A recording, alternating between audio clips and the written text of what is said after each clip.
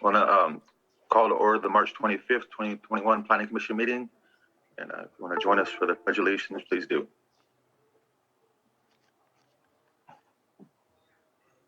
I pledge allegiance to the flag of the United States of America and to the republic for which it stands, one nation, under God, indivisible, with liberty and justice for all.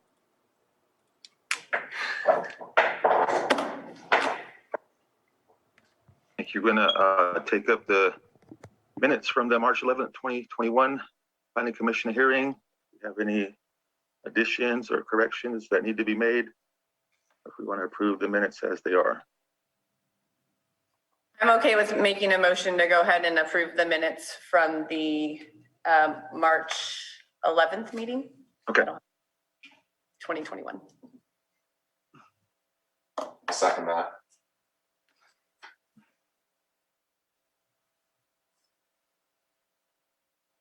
We'll take some time to see if there's any citizens input.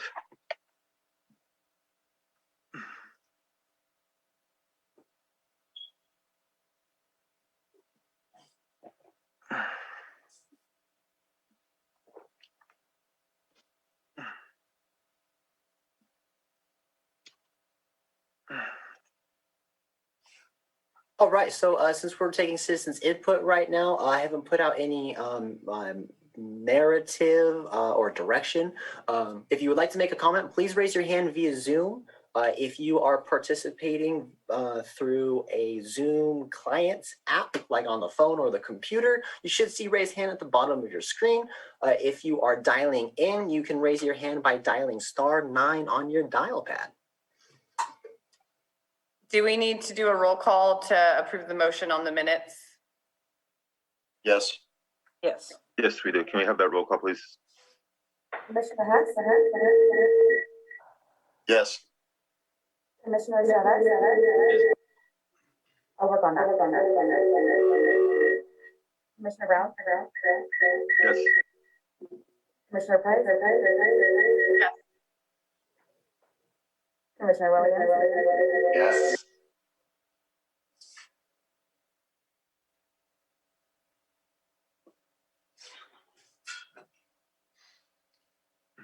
Motion's approved.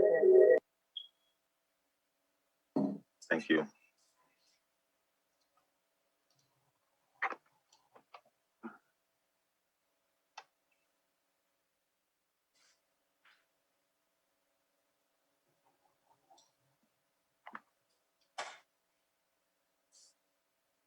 Okay, not seeing any hands, we'll take up our 9:05 a.m. item, public hearing to consider major use permit, UP 19-11, to consider approval of commercial cannabis cultivation project on a 99+ acre property and consideration of adopting a mitigated negative declaration, IS 19-22, applicant owner Jinchu Agriculture LLC, proposed project 4A type 3 medium outdoor cannabis cultivation licenses, requested 26,000 square feet cannabis cultivation area, and 1A type 13 self-distribution license, location 16740 Daily Place, Middletown, California, APN 013-013-51.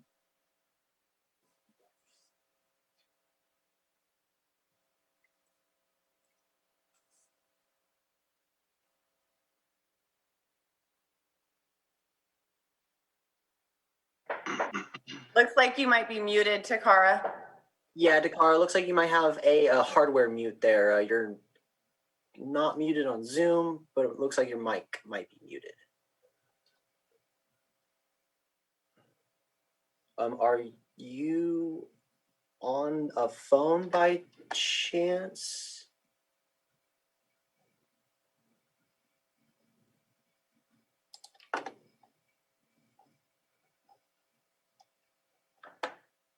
Can you hear me? There you are. There we go. A little bit of technical difficulties this morning. I have my staff member, Eric Porter. He is on the line, on the phone. He cannot join via video, but you can hear him. Eric, can we get a quick mic check real quick? Eric, are you there? I think I know which one he is here. And he might be unmuted at this time. Eric, are you there? Testing.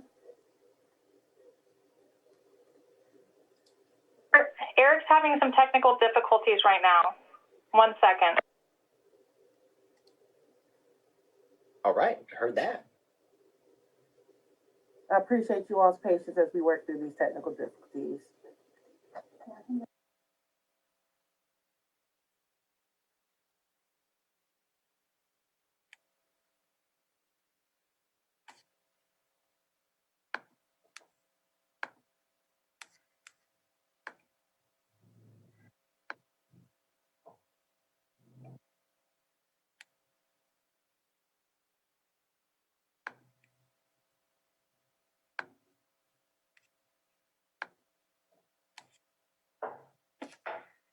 Testing. There you go, Eric, you're set up. Okay, can you hear me now? Hi, good morning. Are you guys in a shared space with multiple phones? No, I'm in my office.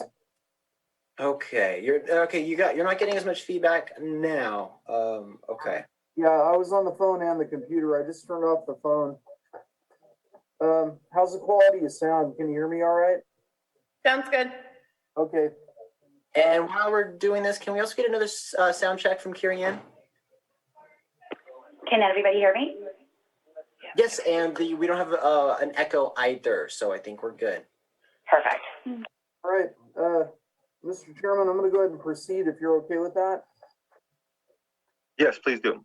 All right. Eric Porter, Lake County Associate Planner. Project is Jinchun Agriculture. This is a commercial cannabis cultivation. Major use permit UP 19-11 and initial study IS 19-22. Project is proposing up to 260,000 square feet of outdoor cultivation, consisting of 4 A-Type 3 medium outdoor licenses, and they're also requesting 1 A-Type 13 self-distribution license. Address 16740 Daily Place, Middletown, APN 131351. They're also proposing a 4,000 square foot drying building, and they already have security fencing up. Applicant was approved for early activation in April of 2020. That has since expired. We've received no comments either in support of or opposed to the cultivation. I visited the site in spring or summer of last year. I went out with code enforcement. The site is flat. It's pastoral, fairly visible from Daily Place, which is a private shared road. At that time, they were not fully CAL FIRE compliant, but that was only because of the gate width. They have a plastic gate, 14 feet wide. CAL FIRE requires 22 feet wide. So they'll have to demonstrate compliance before we'll issue a building permit. Should be a fairly easy fix. They have control over the road and the gate. So we don't anticipate any problems with it. Project itself has to meet 6 findings in order to be approved, which is the case for any major use permit. The first finding is that a project will not be detrimental to the health, safety, morals, and well-being of persons residing or working in the neighborhood. Second, the site is adequate in size, shape, locations, and physical characteristics to accommodate the type of use. Third, the streets, highways, and pedestrian facilities are reasonably adequate to to accommodate safe usage. Number 4, that there are adequate public or private services, including but not limited to fire protection, water supply, sewage disposal, and police protection. Number 5, that the project is in conformance with all applicable provisions and policies of this code, the general plan, and the Middletown area plan in this case. Finally, that no violation of chapters 5, 17, 21, 23, or 26 of the Lake County Code currently exists on the property, which is the case. There are 3 other approval criteria that are in a different part of the code. That the project complies with development standards described within Article 27, that the applicant is qualified to make the application described in Article 27, and that the application complies with the qualifications for a permit described in Article 27.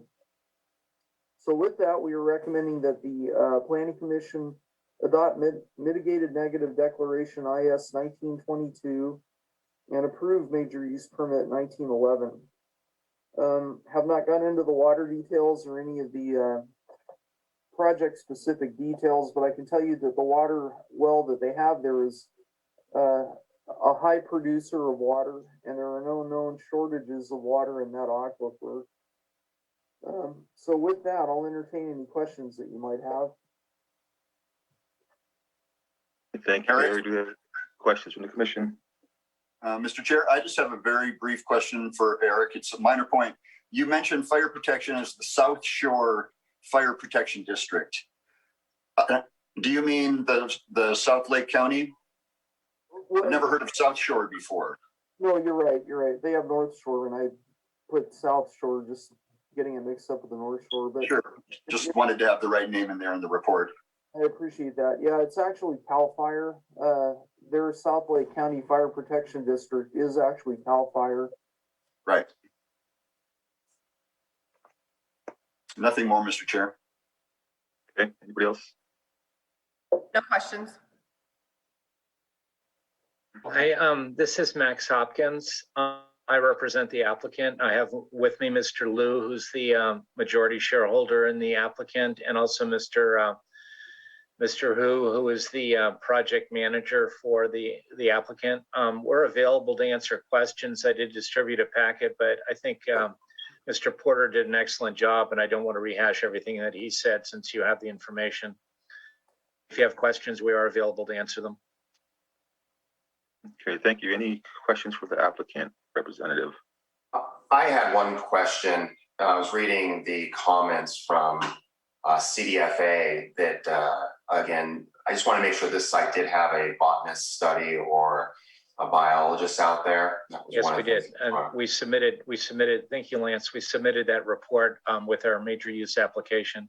Okay, great. That's all I wanted to check with, because that was all the Okay. comment I think needed to be Sure. addressed.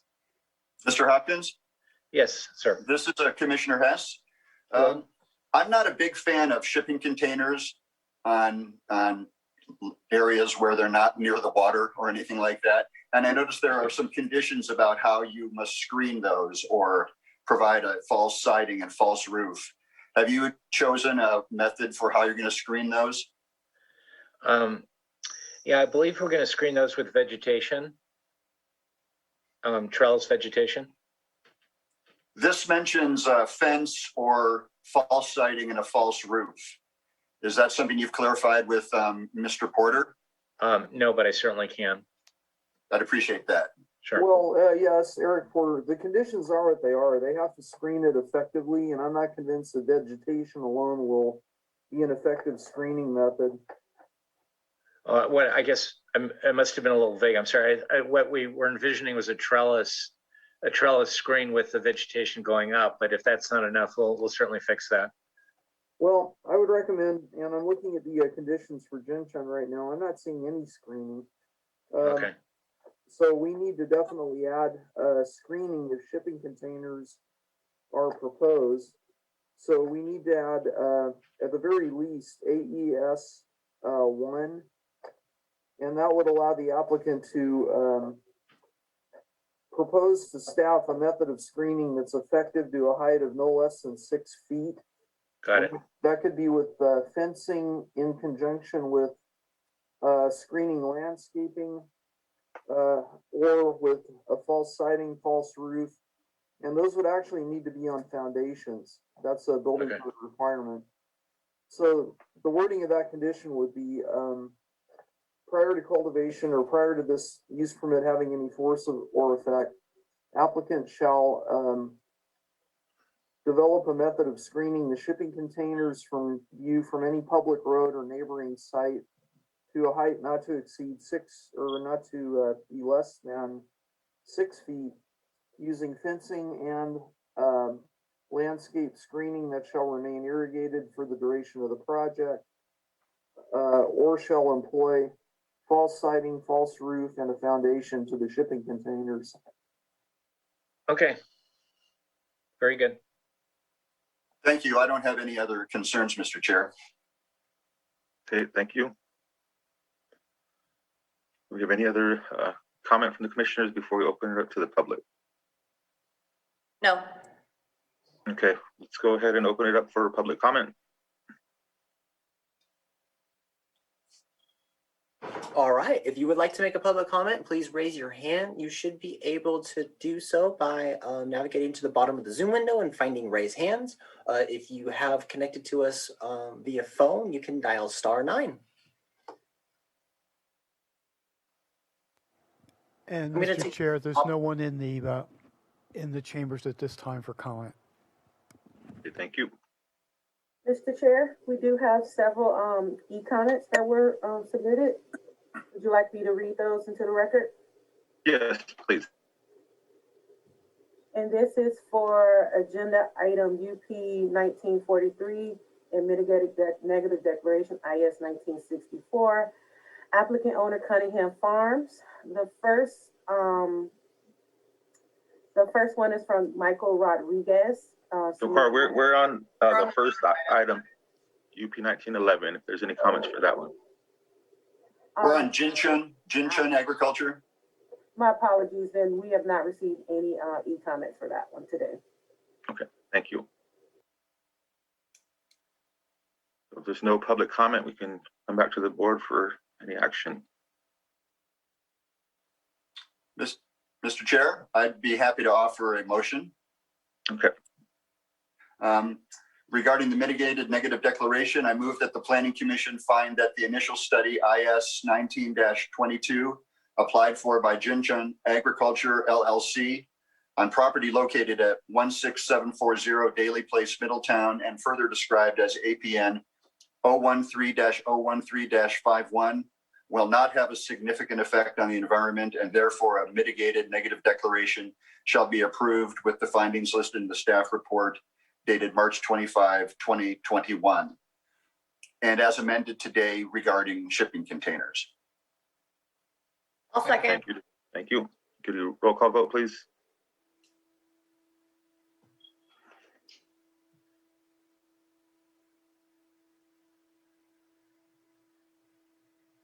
Carrie Ann, if you called in, you might want to pick up the phone. There you go. Okay, there we go. Commissioner Hess? Yes. Commissioner Chavez? Yes. Commissioner Brown? Yes. Commissioner Price? Yes. Commissioner Williams? You're muted. Sorry. Yes. Motion so carried. Mr. Chair, Yes. I further move that the Planning Commission find that the use permit UP 19-11 applied for by Jinchun Agriculture LLC on property located at 16740 Daly Place, Middletown, and further described as APN 013-013-51 does meet the requirements of section 51.4 of the Lake County Zoning Ordinance, and a major use permit be granted subject to the conditions and with the findings listed in the staff report dated March 25, 2021, and as amended today. Second that. Roll call, please.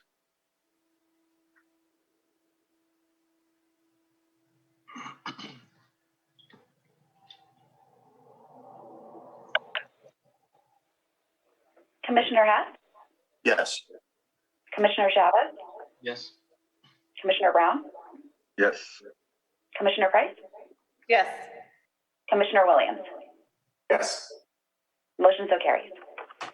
Thank you. I'd like to note that the applicant or any interested person is reminded that the zoning ordinance provides for a 7 calendar day appeal period.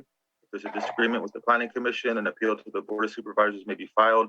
The appropriate forms and applicable fees must be submitted prior to 5 p.m. on or before the 7th calendar day following the Commission's final determination. If you take up our 910 item, public hearing to consider major use permit UP 19-43 and a mitigated negative declaration IS 19-62.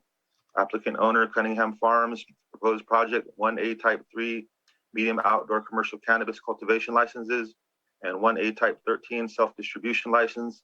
Location 23131 Jerusalem Grade Road, Middletown, APN 013 015-39 43 and 57, formerly lots 34 and 35, recently merged. Excuse me, Commissioners, I just want to thank you for your support on this project. I'm going to sign off now. Thank you very much. Thank you.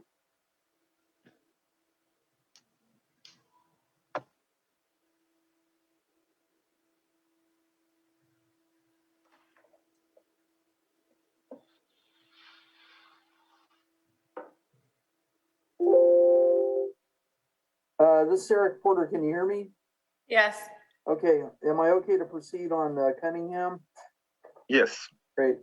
All right, yes, as Chairman Brown indicated, this is for major use permit UP 19-43 and for adoption of initial study IS 1962. These are 3 parcels that are back to back, and they want to do a cultivation of approximately 1 acre of canopy and 65,000 square feet of cultivation area on a portion of the property and above ground planters. They're requesting 1A Type 13 self-distribution license, and they've also applied for 1 complex grading permit. The findings in the IS take into consideration the grading impacts, and so those were addressed in the initial study. Property is over 20 acres in size, which allows them to do 1A Type 3 license. It's 21.07 acres in total. We received 1 concern letter from the neighbor directly across the street. And the concern had to do with water. They have a 30 gallon a minute well, which is above average. It's a healthy, productive well, and they want to keep it that way. That's the basis of their letter. Unfortunately, they didn't give us any way of contacting them, and so we were not able to send them a meeting invitation simply because they didn't let us know how to reach them. But for the record, their names are Ron and Ardis, Ardis, Bartley. And apparently they live on Jerusalem Grade Road in the vicinity of the project. The same 6 approval criteria from chapter 51.4 apply. I'm not going to repeat them because they're in the staff report, as do the 3 approval criteria for commercial cannabis found in Article 27. And again, same thing, I'm not going to repeat them. But they are of record within the staff report. So we're recommending approval with mitigation measures. We did not see any deficiencies in this project that would cause any alarm or cause us to recommend anything other than approval. And so with that, I'm going to go ahead and turn it back over to the Planning Commission. Mr. Chair? Yes. Eric, I just have my, the same comment as from the report before. There's a reference to the South Shore Fire Protection District, if that could just be corrected. Sure. Thanks. Okay.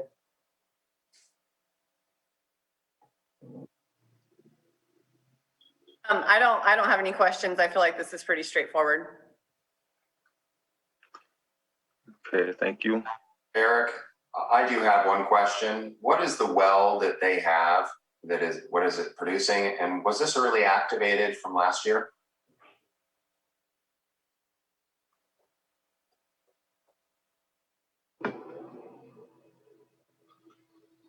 I don't remember what this well produced. Let me see if I can locate that in the staff report.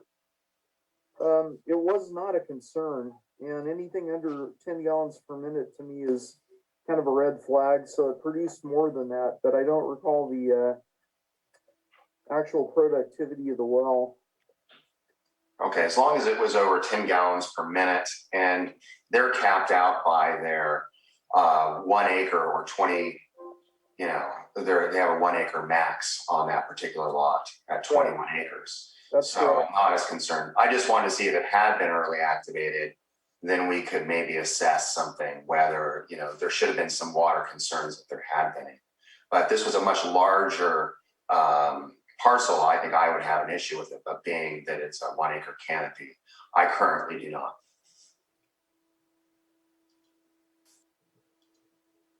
Okay, we'll go ahead and open comment up to the public.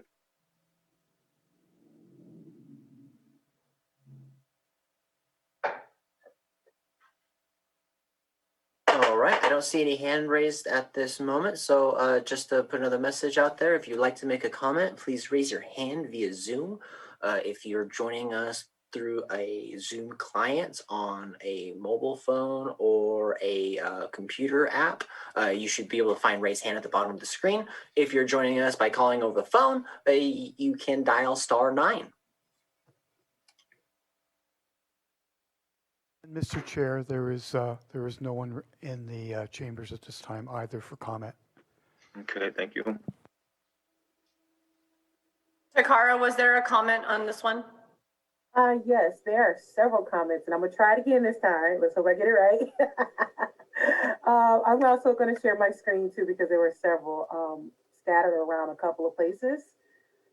So the first one, share my screen.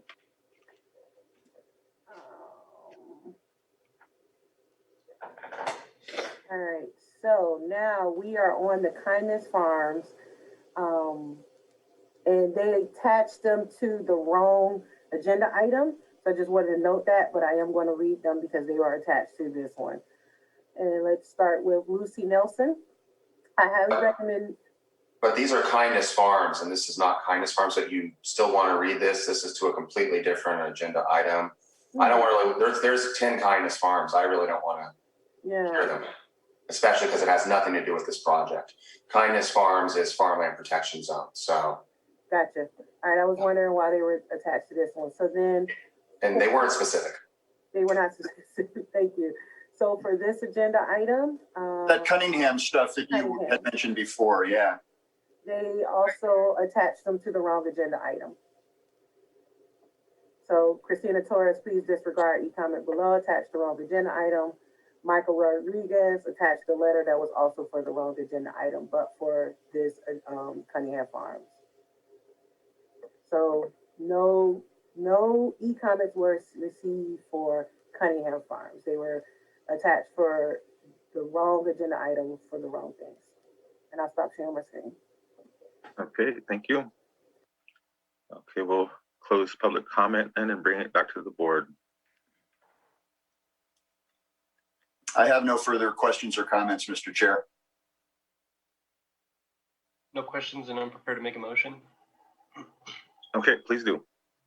I move that the Planning Commission find that the initial study IS 19-62 applied for by Cunningham Farms on property located at 23131 Jerusalem Grade Road, Middletown, and its APNs 013-015-39, 43, and 57, formerly lots 34 and 35, recently merged, will not have a significant effect on the environment, and therefore a mitigated negative declaration shall be approved with the findings listed in the staff report dated March 25th, 2021. Second. Roll call, please. Can you hear me? Yes. Commissioner Hess? Yes. Commissioner Chavez? Yes. Commissioner Brown? Yes. Commissioner Price? Yes. Commissioner Williams? Yes. Motion so carries. I move that the Planning Commission find that the use permit UP 19-43 applied for by Cunningham Farms on property located at 23131 Jerusalem Grade Road, Middletown, and its APNs 013-015-39, 43, and 57, formerly lots 34 and 35, recently merged, does meet the requirements of section 51.4 of the Lake County zoning ordinance, and the major use permit be granted subject to the conditions and with the findings listed in the staff report dated March 25th, 2021. I'll second. Okay, roll call vote, please. Commissioner Hess, Yes. Commissioner Chavez, Yes. Commissioner Brown, Yes. Commissioner Price, Yes. Commissioner Williams, Yes. motion so carries.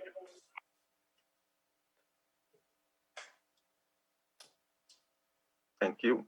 I'd like to note the applicant or any interested person is reminded that the zoning ordinance provides for a 7 calendar day appeal period. If there's a disagreement with the planning commission, an appeal to the board of supervisors may be filed. Appropriate forms and applicable fees must be submitted prior to 5 p.m. on or before the 7th calendar day following the commission's final determination. Thank you. Okay, we'll take up our, thank you, Eric. We'll take up our 9:15, continued from February 25th, 2021. Public hearing to discuss and consider zoning text amendment AM 20020 to Article 27 of the Lake County zoning ordinance pertaining to the cultivation of commercial cannabis. The applicant is the County of Lake. Good morning, Chair and Vice Chair and Planning Commission and members of the public. This is the third time a charm. We'll get it right. We'll get there. Thank you, Chair, for sharing that this was the continued item from February 25th. During that agenda item, which I won't go through all of it, but I will provide a brief recap. We discussed AM 20-02 and it was considered. There were 4 items that were presented underneath that zoning text amendment. One was to change the plant counts and acreage minimums to be consistent with the CDFA regulations, which were updated in 2019. 2, change the language from a specific setback regarding the riparian setbacks approved by the California State Water Resources Control Board. Number 3, amend the language to include specific site plan guidelines. And number 4, increase administrative fines for the zoning ordinance. During that planning commission meeting on February 25th, the last 3 of those 4 items were considered and approved via motion. Staff was directed to bring back item number 1, which was to change the plant counts and acreage minimums after doing some research. Some of those questions and concerns raised during that conversation primarily centered around percentages versus adopting the actual state language. And then there were some questions about why did the CDFA specifically pick plant counts and canopy maximums. So during my research, I reached out to CDFA, and it turns out that the CDFA license sizes are adopted directly from the state statute, BP section 26061, which is also known as Proposition 64. So they directly adopted, per my contact with the CDFA, I was instructed that they took everything from Prop 64 and adopted it en masse. They could not provide any guidance about whether or not we should change the plant sizes. They left it up to the local jurisdiction.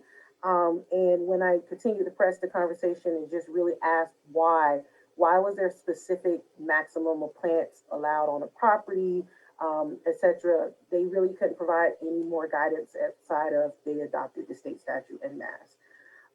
So based off of that, staff could not really determine if there was a specific reason why, and if we made changes to that, would there be any consequences? The only consequence that I could determine would be that it could potentially change, it could potentially be an impact with the land use, or it could be an impact with the actual property. But to do that, we need to do a deeper analysis about what would happen if we change the plant maximums on each property. Staff is confident that during each individual project application review, that could be determined, specifically thinking of if you put too many plants on a piece of property, what would happen. But since this is an agricultural use and many of these properties are agriculturally zoned where commercial cultivation activities are being proposed, staff at this time, at this high level of review, does not think that there would be any potential issues. So at this time, staff either, there are 2 recommendations that staff is going to provide, and it will be up to the Planning Commission to make a decision. One is to adopt the state CDFA regulation language in Article 27 to be consistent with the state's language, or to adopt a percentage ratio system for these lands for the amount of plants that could be on a specific property. And with that, that concludes staff's presentation at this time. Okay, thank you. Do you have any comments from commission? Well, Takara, thank you for bringing this back to us. Really appreciate that. I did a little research, and I'm leaning towards more of just adopting the state guidelines on all measures, because this could change again. I think that we got this ordinance before the state regulations, and now we keep running into situations where we're backtracking and they could change again at the state level. So I think that just following the state guidelines in every sense. A little research, it looks like the 25 plant count cannot be changed by state regs, but there's a 50 plant count that we're looking at today. But it also, I was looking at the state regulations, it says 5,000 square feet or 50 plants. So the canopy to up to 50 mature plants, I just really would like to mirror the state, and that will help in kind of creating the ordinance as well as we go along by just mirroring, whether it's, as we're going to look at later on, water, and then anything with plant counts or canopy. So we're not getting bogged down in what I believe to be rabbit holes. So I thank you for the research you've done.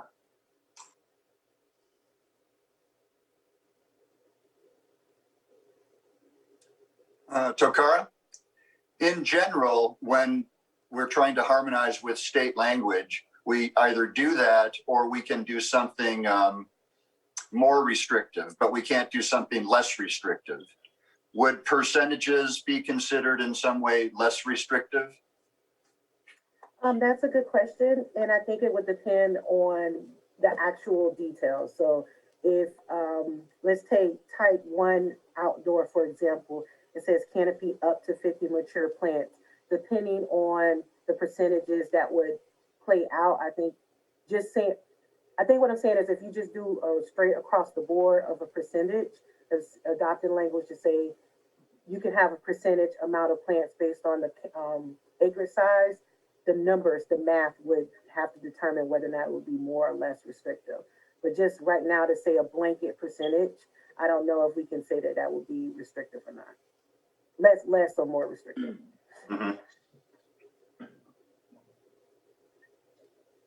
I also think that, so we're looking at changing some plant numbers today, but also we're looking at changing some of the 20 acre minimum to 2 acre minimums and stuff. So the percentages, as long as we're following state guidelines, the way I understand it, then we need to actually attack more of just type 2A and 3A indoor, and then look at every license, and then we can still make those percentages the way I understand. I could be wrong, but then look at each individual one, and then we could easily do that. So 20 acre minimum is pretty much on everything except for a few that are 5 acre, and then we're going to turn it to 2 acre. But I still think we really need to do that. And I would still be happy with those percentages. And I don't know if the board would like to talk about that today in terms of, let's say, should we be looking at other things? There's a lot of different license types and how we would be looking at that. So for instance, 20 acres would get you 2 acres. That's how we would deal with the percentages. Does anyone want to go into that?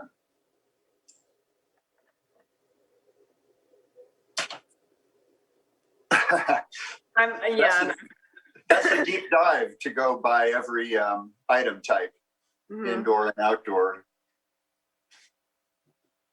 I have no objection personally to harmonizing with the state language, but it does always change. And I do know that other counties are nevertheless considering percentages. And there's still something about the logic behind a certain percentage on a certain size property and a percentage on a larger property that I find makes sense. But I take to heart what Commissioner Williams said at the outset about conforming to the state language. And so I don't feel that strongly about the percentages in that context. Commissioner Hess, if I may. I will also offer that if we did do the deep dive after the state language is updated, because I believe the state is currently in a comment period for changes, an additional round of changes to the language. Doing that deep dive will allow us to really sit down and think about making those changes versus the percentage based on each license type. Or we could adopt it today. We can always adopt, you could be more restrictive, but not less restrictive, right? And if we adopt language that is not in harmony with the state language, that doesn't necessarily preclude an applicant from obtaining a state license. It might make it a little bit harder because they might have to explain a little bit more about why the license type they apply for on the local level says that they can do X, but the state license says that they can do Y. But I don't think it necessarily would stop them from getting a state license. I just think it might add another layer of complexity. But ultimately, what I'm saying is, at the end of the day, the county can make those changes. We do have that that authority to make these changes to our license. And I would just like to say that I really want to follow the state. I think listening and kind of watching this. So as the state changes, we can always mirror that. We never get caught up in it. The only thing in terms of a percentage to look at, I think, would still be anything in that farmland protection zone that we are forcing in greenhouses. And so not looking at every individual type, but we are making decisions on forcing people to cut their growing space in half. And so I believe mirror the state. And then if you are in the farmland protection zone, that you are allowed to do in terms of greenhouse, that type of license type, that you are allowed to do twice as much because they're already cut in half compared to outdoors.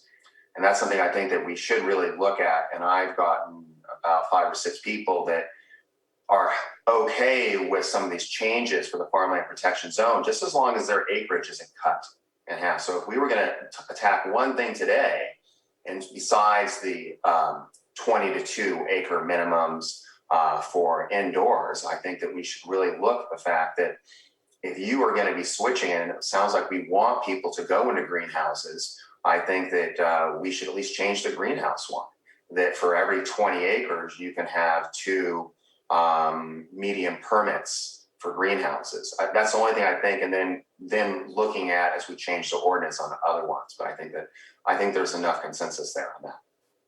So Lance, you're talking about item 4 in terms of those percentages.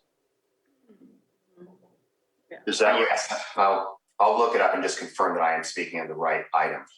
No. I'm just saying, you're foreshadowing where my thinking is going to on item 4. And if there's a way to have that conversation on item 4 while conforming to state language in item 3, I think that would be an interesting conversation to have. Yes. So yes, it is item 4. And then in item 3, I think we would just, again, look at that you would have a 10 acre, a 20 acre minimum would get you 2. I mean, 2 of those mixed light. I've been told by people they don't want to set it down to a 10 acre minimum to do that, because then that's getting too smaller. There's still a lot of resistance from doing something like that. So yes, it is foreshadowing into that item. But again, I think the cannabis community is okay with, some are okay with going into these greenhouses, but they don't want to go from, again, doing 10 acres and then saying you have to do 5. And I think we really should address that right now. Yeah. Do we have any other comments from the commission? No, not at this time. I'll just, I kind of echo Commissioner Hess and Commissioner Williams as far as the state guidelines go, but it does lead us into the item number 4 as well. So. Okay, thank you. Okay, we can go ahead and open it up for public comment.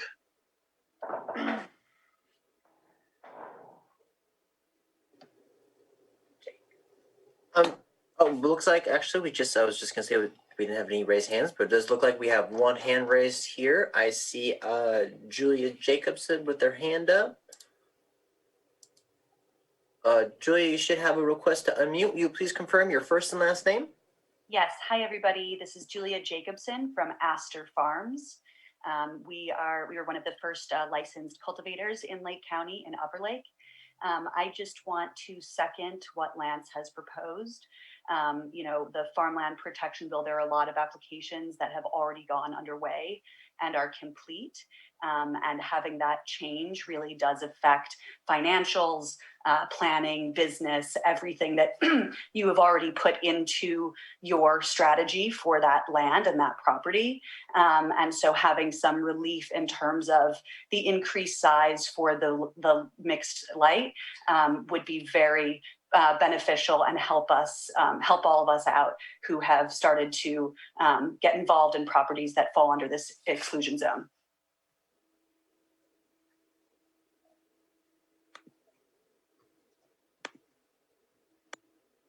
Okay, thank you. Any other comments? All right, yes, we have a couple more hands up here. The first I saw come up was from Bobby Ducher. All right, Bobby, you should have an unmute request there. It looks like you're unmuted. Will you please confirm your first and last name? Bobby Dutcher, Kelseyville. And yeah, I completely agree with what Commissioner Williams is proposing there, especially if someone has already gone through CEQA. You've already been able to vet the entire project. And now if they have to go into it, they're going to lose half of that. It doesn't seem like anything is going to be protected by that. I think an operator should definitely be able to keep his entire project going. It's going to be bad enough they have to go take on all the added expenses that go along with moving their operation into greenhouses, but then have them lose half their operation. That just seems really unfair. So yeah, I would really like to see that increased. So inside the farmland protection zones, not everywhere else, but just inside the farmland protection zones, it seems like a very reasonable thing to do. So yeah, I hope the board or the commission will do that today. Thank you. Thank you. Any other comments? All right, looks like we have another hand up from Ben. Hi, everyone. My name is Ben Grissa. I'm in the Loch Lomond area with Flower Lady Farms. We have a minor use application in process with the county right now. I just wanted to forth what people are saying. I completely agree with that proposed approach. I think it makes a lot of sense. It may even impact our specific project. As people are already aware, the startup costs going into greenhouses are massive, and there needs to be a common sense way to offset that works for people financially. So just wanted to lend my support to that approach.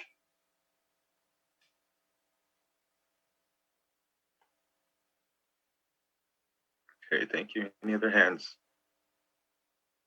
All right, we have another hand up from Brenna Sullivan.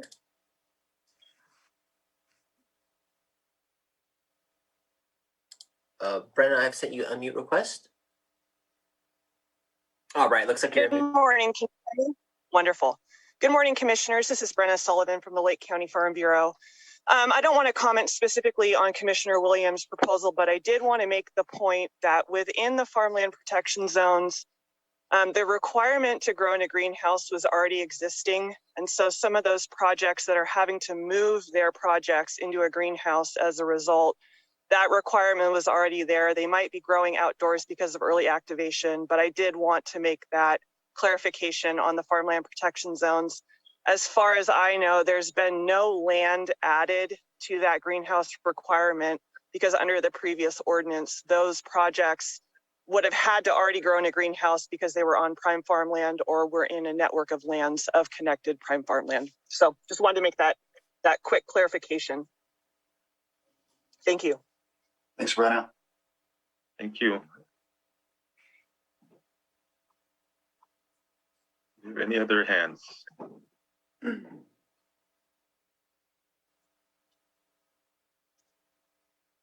Mr. Chair, just one real quick clarification. This is for agenda item number 3. Agenda item number 4 is for the farmland protection zone. And if we could just respectfully remember that this is for item number 3, and any comments for item number 4 should be kept to item number 4. and that if you submitted an e-comment, please allow people who've not had a chance to speak to share their comments or to not repeat what has been submitted for an e-comment. Thank you. Okay, seeing other hands raised, we bring it back to the commission.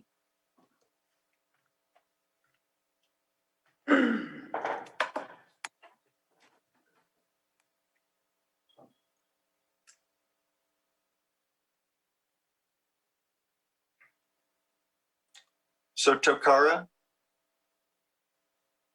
Yes, sir. are you asking us to just take these in order, like deal with number one? Actually, Meaning- no. Sorry. Oh, I cut you off. I got a little excited. No, go ahead. Go ahead. Since items 2, 3, and 4 were approved, the motions were voted on during the February 25th agenda item. We're only going to discuss item number 1 for the motions. And I'm going to share my screen because I have what those motions look like. Trying to find the share screen button here.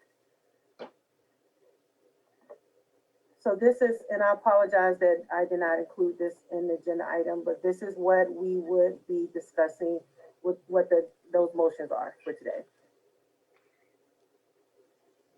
If you can see my screen.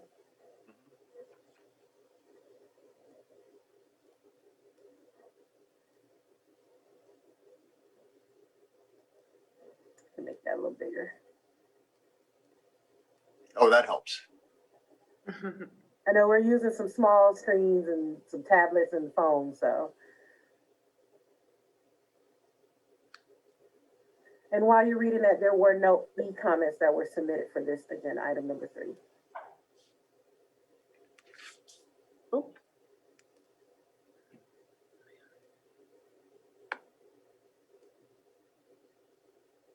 Lance, what do you think of number 1 there? I believe number 1 would work out and we could attack in item number 4, this thing. Brenna brought up a point that most of these, I believe, were in the farmland protection zone. I don't want to miss that. And Yeah. so I don't want to just go from here, then go to item 4, because we're already making some changes. And again, I'm fine. Again, I really want this to mirror it so we can, free up time with not just us, but that planning department. So if there is a way to do that in item 4, I'm fully up for that. But I think that we either attack it here, and we wouldn't just say farmland protection zone, we would just say 20 acres would get you 2 type, I guess they would be medium greenhouses or mixed light. So that's my only concern, is that at some point it's either here or there. And I have to ask Takara which would be the best place to do it. But again, Brenna had brought up that these places that were in the farmland protection zones were supposed to be already in greenhouses. I didn't know anyone was operating outside of, like, say, let me get early activation when they were supposed to be in a greenhouse. And again, I can't see all these individual projects. So I'm thinking, I don't know the percentages of who was actually growing outdoors when they were supposed to be in a greenhouse anyways. So I don't know enough information on that. And we were talking about the percentages, 10%. So a 10% rule, I was getting the impression from the people in the county that they would rather see more stuff in greenhouses, neighbors would. You can't tell what it is. The greenhouse could always be switched over to something else. And that's why I was more apt to 20 acres gets you 2, whether it's in the farmland protection zone or other places in the county, especially again, if prices drop with outdoors, someone could switch over much easier. I don't know. There's a lot of things here, but again, I just don't want to miss the fact is that we are asking something. We have support, but I think there's been some comments there. Obviously, there's people that are definitely going to have to throw it in a greenhouse. And I believe that, that's just not fair to cut them in half, whether they were supposed to be in a greenhouse anyways. And again, I don't know if Takara can give me those numbers right now of, oh yeah, this percentage was never even supposed to grow outdoors. I don't know if that's real, so. Commissioner Williams, I can respond to that. Unfortunately, right now at this moment, I cannot give you those numbers. I can get them for you. I just don't have the detail right now. And that was to see the number of EAs that should have been in greenhouse. Yes, if there's that percentage there. Obviously, it sounds like the CEQA reviews have been done anyways. Again, we don't have this list in front of us, and that will bring us into another statement coming up in item 4, but we don't have this list. I really want to make sure that we can see what these projects were proposed as before people have spent money, obviously, and they've got their lives on the line. So I really think that at some point in time, if we're going to eventually attack it in item 4, if you got 3 years, but it is something we're gonna have to deal with. I guess today we should just do these motions here and then look at more of maybe this in the grandfather clause. That's what I was going to say, Lance. Yeah. I was going to refer to the grandfather clause there, Lance. I think that makes sense to deal with these. And I agree about not letting anything slip through the cracks, but I think we can address that in 4. That's my take on it. I agree. If the commission is wanting to move forward on this item in front of us and get this kind of moved forward, and then we can start with item 4, I'm happy to do that. I'm fine with that. Great. Yes, I'm looking for a motion at this point. I have the same feelings in terms of the language in front of us.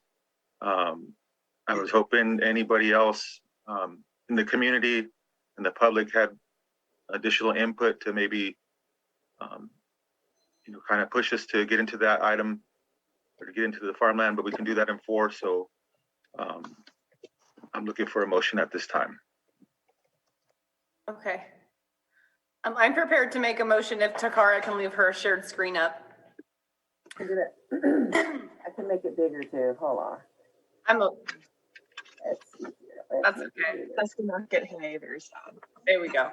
I move that the Planning Commission recommend approval of the proposed zoning ordinance text amendment AM 20-02, finding number 1, which was continued from the 2/25 meeting to adopt the changes for license types 1A, 2A, and 3A to directly match the state regulation for consistency after reviewing license types and sizes applied for by the County of Lake for reasons listed in the staff report dated February 25th, 2021.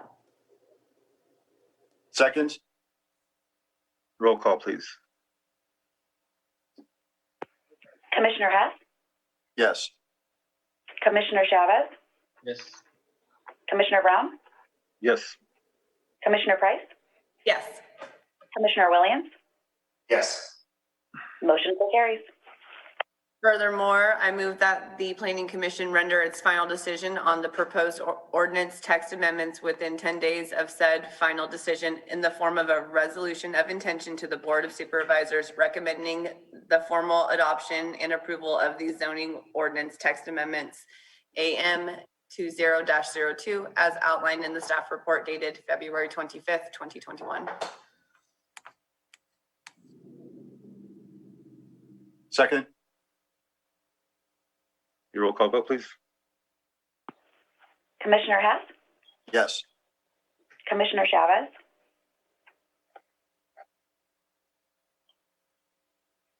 Commissioner Chavez, Yes. Commissioner Brown, Yes. Commissioner Price, Yes. Commissioner Williams, Yes. motion so carries. Thank you. I'd like to note the applicant or any interested person is reminded in the zoning orders provide for a 7 calendar day appeal period. If there's a disagreement with the Planning Commission, an appeal to the Board of Supervisors may be filed. The appropriate forms and applicable fees must be submitted prior to 5 p.m. or before the 7th calendar day following the Commission's final determination. Okay, we're going to take up our 920 item. Also continued from February 25th, 2021, public hearing to discuss and consider Zoning text amendment, AM 21-01 to Article 27 of the Lake County zoning ordinance pertaining to the cultivation of commercial cannabis. The applicant is the County of Lake. Good morning again, Commission and the members of the public. This again is a continued item AM 21-02. This item was continued after staff was given some direction to provide some additional clarification. I'm going to go over a brief recap of that agenda item and then go into some of those items that were asked for clarification, and then I will go into the recommendations. I just want to note that this discussion today does not change the farmland of local importance designation, nor does it change the farmland protection zones, as those were approved and implemented by the Board of Supervisors previously. Today's discussion is only to amend the language for the ordinance and the resolution, which was adopted previously to include a language for the grandfathering clause, the sunset language, and provide additional clarity around the vegetating screening.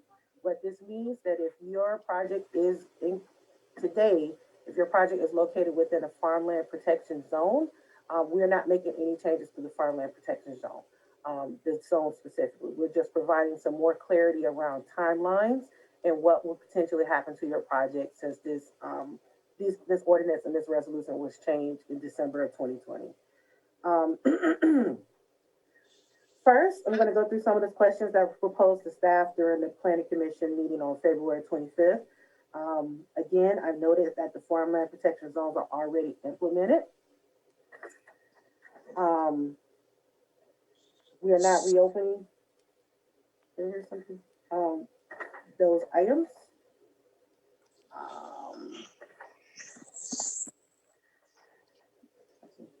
So as far as the grandfather language, one of the questions was around fully permitted projects that do not fall under that language as proposed.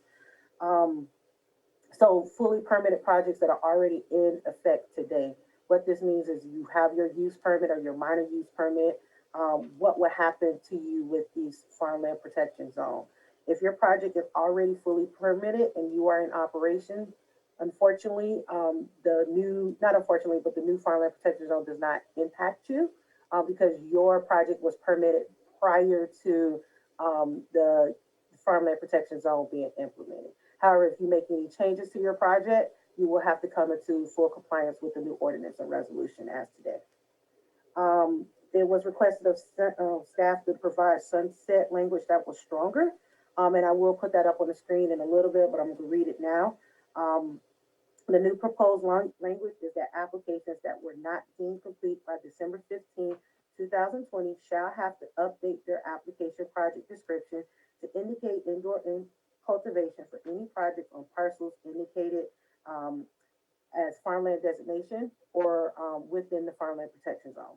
Additionally, if a project is indicated for outdoor cultivation within the farmland protection zone, the project description must be updated to indicate indoor cultivation to meet the ordinance before the permit can continue being processed.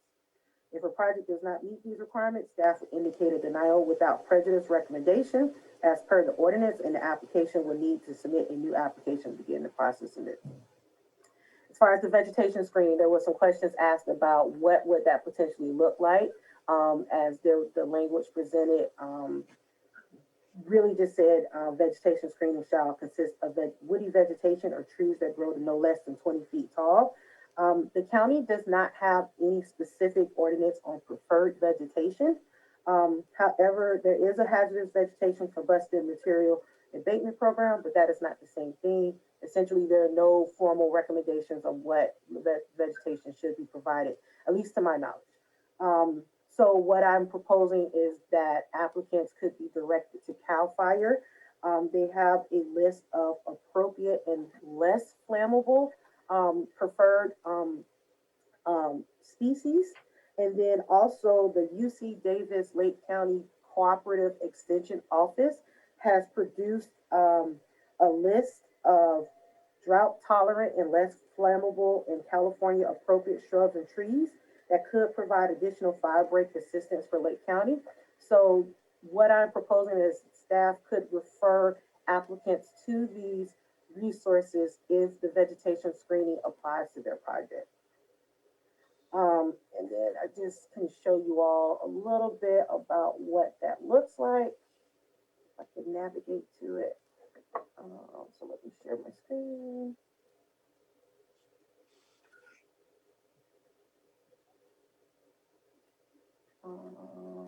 So I'm sorry I'm going too fast, but this is just a little bit of what that those two lists provide as some examples of drought tolerant and less flammable trees that grow either moderately fast or fast growth rate that can help with the vegetation screening. They also, in my opinion, look pretty. So we can't necessarily tell them specifically which plants to grow, but we can provide this as a resource that they can utilize if the vegetative screening does apply to their project. And then I actually also included some information about the license 3B concerns. The concern that was proposed was about whether or not an applicant would have to be in a greenhouse. And the way the license set up right now, they have a smaller footprint than they could potentially have. So the current license type minimum development standards, minimum 20 acres, 100-foot setback from the property line, 200 feet setback from off-site residents, no information about the number of living plants or number of mature plants, and then a maximum canopy area of 22,000. The concerns that we heard was that this is essentially limiting the potential greenhouse space that an applicant could have if they have a specific property acreage. So really just trying to make sure that we can give them as much of acreage as possible, and that this is allowed on the following zoning designations. So typically these are the larger zoning designations, and commercial cannabis cultivation is already allowed on these parcels. As we pointed out, several times before, that if you're on one of these designations of the farmland of local importance, you should have been in a greenhouse. It's not changing that, but potentially the acreage could be limiting for them. Staff does not necessarily have any concerns about that. The only concern that we could have is that changing the canopy area could be out of alignment with the CDFA language. But as we talked through in the earlier agenda item, it sounds as if staff has direction to provide greater clarity on that and a deeper analysis.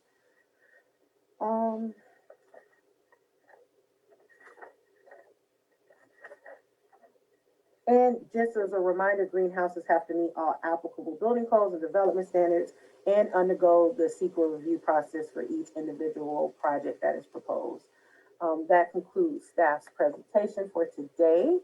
And I am available to take any questions or respond to any concerns.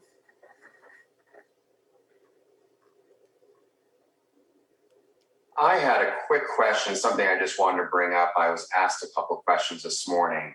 I just wanted to say where I am when I'm looking at this. I am in the memo section. So I've gone to the agenda.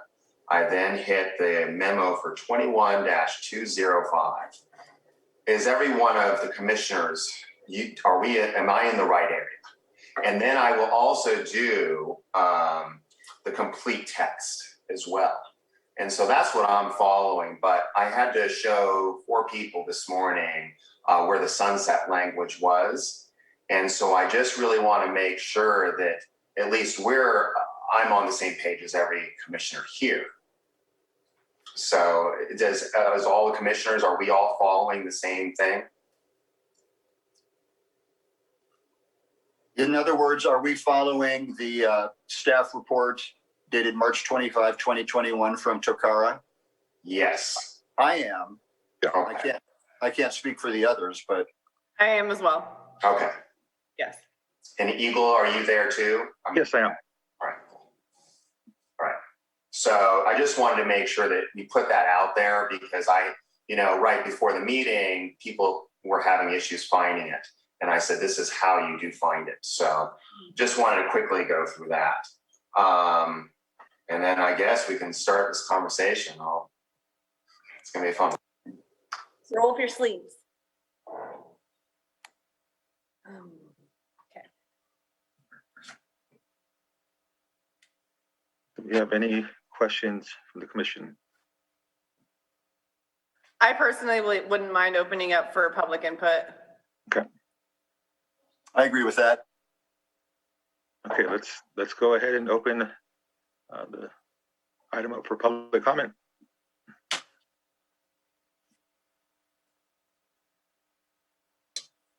All right. Well, I currently don't see any hands raised. So just to put a little dialogue out there. Here we go. I see some hands coming up. So let's, I see the first hand I saw up here was from Stephen Hedgett. And you should be, you might have called in through a phone.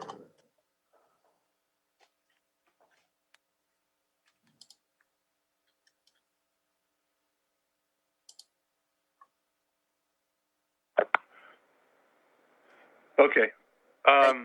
Yes. This is Steve Hadrick. I want to maintain the 500-foot buffer, and I still support the 1 mile from farmland designation in regards to effective vegetation, primarily because the potential impact that cannabis will have on wine grapes, on wine grape industry. I talked to a winery, talked to some growers, and whether it's real or not, the taint issue, I know of at least 10 growers from one winery that said if there's any cannabis nearby, they won't accept their grapes. Now, it may be real, it may be fictional, but that's the world. Then the pesticide part, again, they're measured at parts per million and parts per billion, and the cannabis is done in parts per billion, which is very, very low if they get tested at all. And that's it in a nutshell. I just feel strongly that there could be lawsuits from the cannabis industry to adjacent land, so the 500-foot buffer makes sense to me.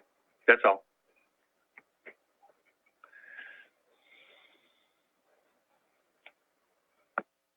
Okay, thank you for your comment. Do we have any other hands? All right. The next hand I see up here is from Sarah Bodnar.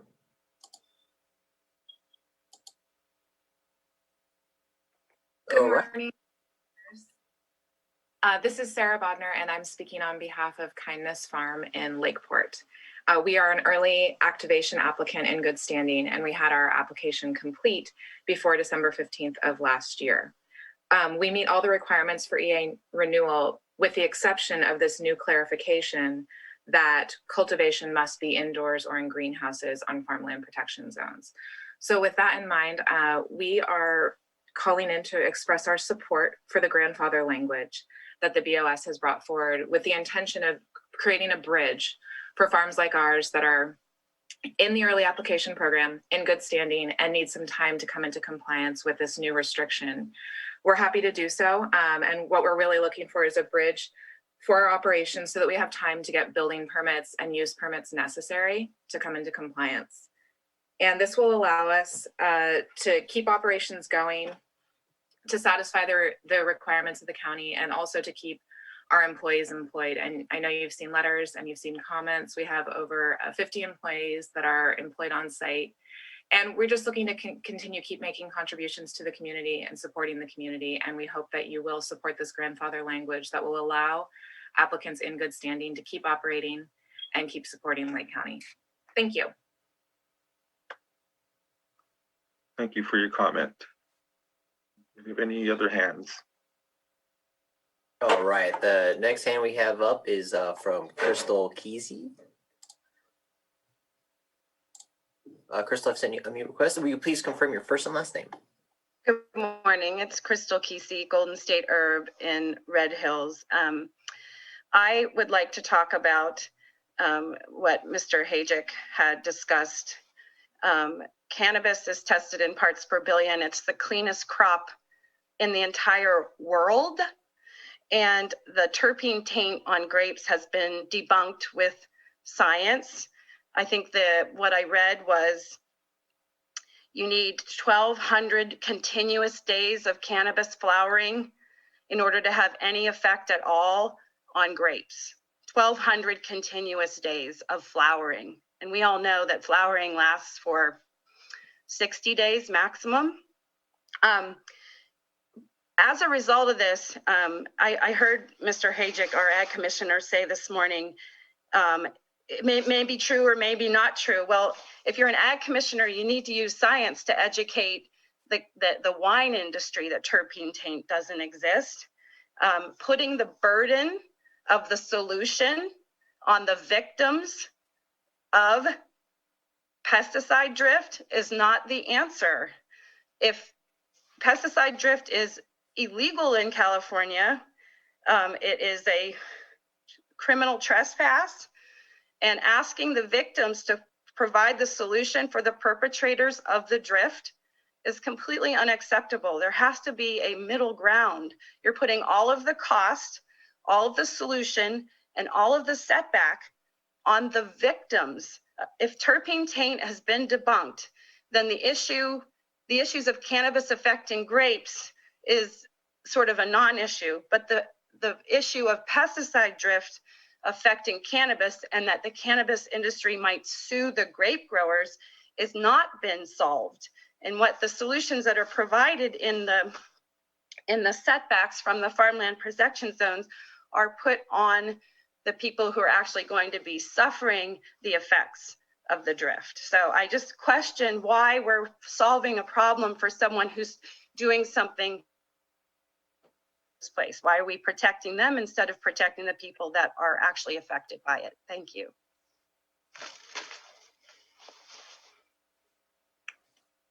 Thank you. Any other hands? All right, the next hand we have up is from Brenna Sullivan. Good morning again, Commissioners. Brenna Sullivan with the Lake County Farm Bureau. So I want to touch on a few issues.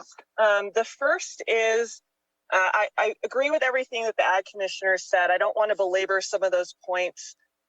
This 500-foot buffer zone was initially proposed because the farmland protection zones actually took a lot of ag land out of protection.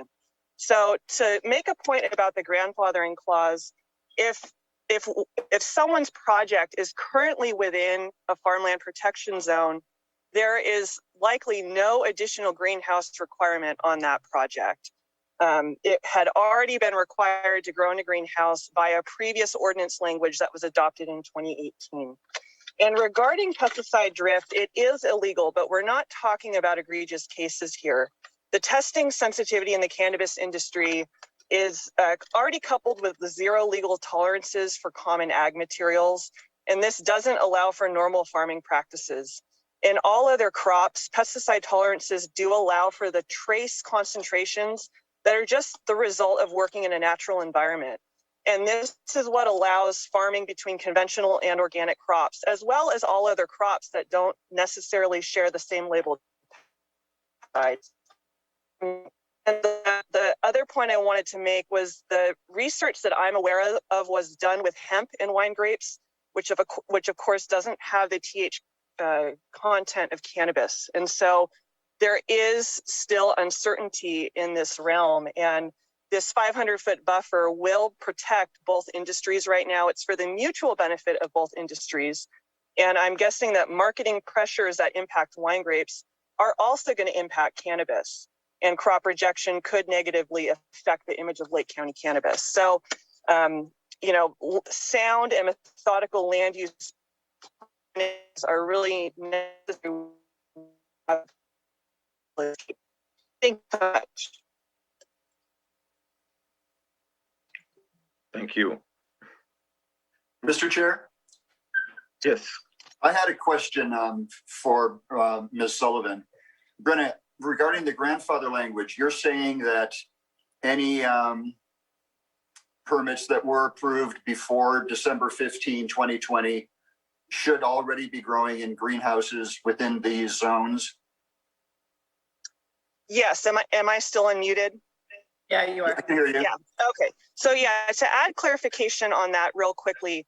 So the farmland protection zones were basically drawn around those concentrated networks of connected agricultural lands, which of course in the previous iteration of that language was already required to grow in a greenhouse. And what happened was between 2018 and now, there were a few applicants that were granted early activation because early activation does not allow you to construct a greenhouse. They were given permission to grow outdoors, but they were always under that requirement to grow under a greenhouse when it came time for permitting. And so initially, my understanding of the early activation when we were back in the Article 72 days was to form a bridge between the Article 72 medical marijuana operations and the commercial cannabis ordinance. And so that, the point about the grandfathering is when we, looking at the lines around those farmland protection zones, I can't think of really any area within those that wasn't already under that requirement as of May 2018 when the commercial cannabis ordinance was passed. In that connection, Brenna, what is your feeling about the notion of allowing for more mixed light cultivation in those areas in a greenhouse, for example, that wouldn't necessarily have to put concrete down on such land? So you're asking about what Commissioner Williams was talking about kind of doubling the capacity on those 20 acres? Correct. We'd have to look at impacts. I don't have a comment on that at this time. I think the most important thing for the ag community in this is that outdoor cannabis at this time is not allowed in those areas, and that we have appropriate buffer zones for ag land that falls with outside of those farmland protection zones. So if there's a sticking point with the industry that will allow people to have these projects more financially feasible so that we don't get too much pushback on that, that's probably something worth looking at. Thank you. I always appreciate your comments. Now, I had a question for Brenna on this, and I'm getting pushback from the community right now. And I think that when I brought up the memo, what we were looking at, the items, I think there's 5 items on here. And I think that we might look at 3 and 4 first. When we start looking at these farmland designation zones, not the zones, but the particular parcels, I think that we do need more information on that. It sounds like we might not be able to deal with that, but I want to make sure that we deal with the sunset clause and the grandfathering in.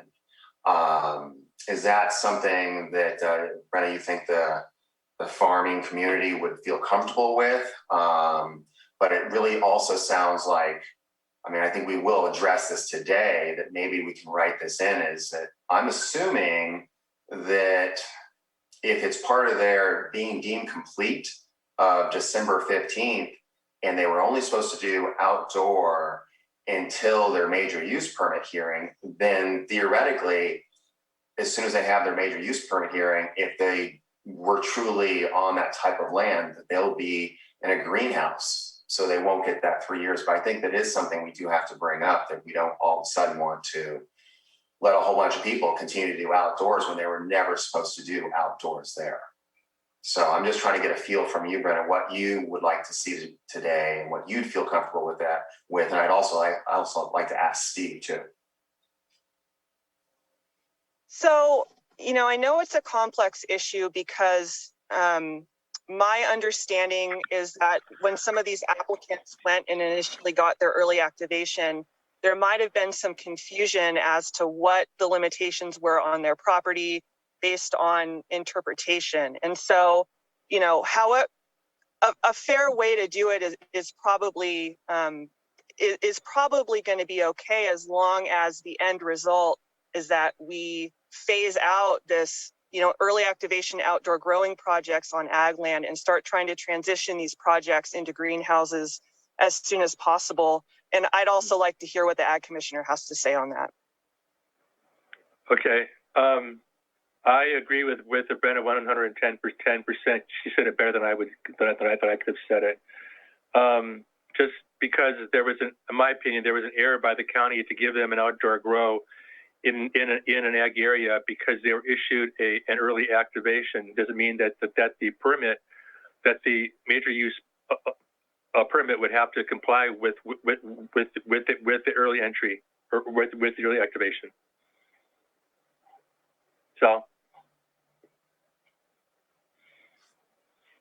Well, we have 10 e-comments from Kindness Farms.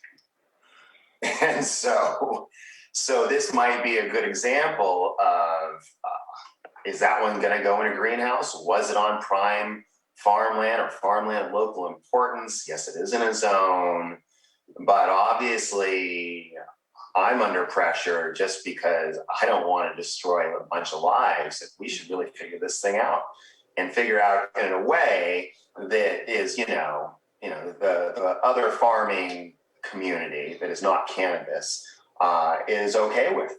And I think we can do it, but I think it might take a little bit of time here. But I think if we're looking at one, there's Kindness Farms. It is in the Kelseyville Lakeport area. And I'm kind of curious, and that's where. So again, what kind of zoning are they on? And maybe we might have to take a break or something, maybe to kind of see this. And so maybe we could take a break and then kind of look at that as the example. But I'd like to, before we take a break, ask Takara any other questions that she might have to get from her planners or the one dealing with this. Yeah, first I would like to really quickly address the EA permit discussion and farmland designation. So the original iteration of Article 27 regarding farmland designation left it up to an interpretation. It didn't have a specific distance about where you should be from with the farmland designation, about whether or not you should be in or outdoors. The language, and I'm paraphrasing here, I don't have it directly in front of me, but it essentially said that if you were not connected to a larger system of farmland, then you could cultivate outdoors. And that was that gray area where it kind of led to this idea of whether or not some of the permittees were allowed to cultivate outdoors illegally. That's not necessarily true, it was an interpretation thing. So that's number one. And then the EA's, not EA's, Resolution 2020 and 184 and Ordinance 3101 kind of resolved that situation because it firmed up that language by providing actual distance in the farmland protection zone. So now it's 100% crystal clear about whether you can or cannot cultivate outdoors if you are on farmland designation or if you're in the farmland protection zone. So now we have a little bit more clarity about whether or not you can or cannot cultivate outdoors. And then additionally with the EA permits,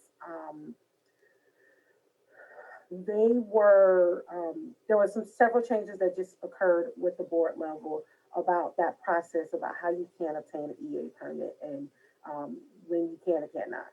So I just really wanted to briefly speak towards that. So now the second thing, I could briefly rate and confer with staff about whether or not Kindness Farms, what's their designation, where are they located, what would be staff recommendation for any changes to that project.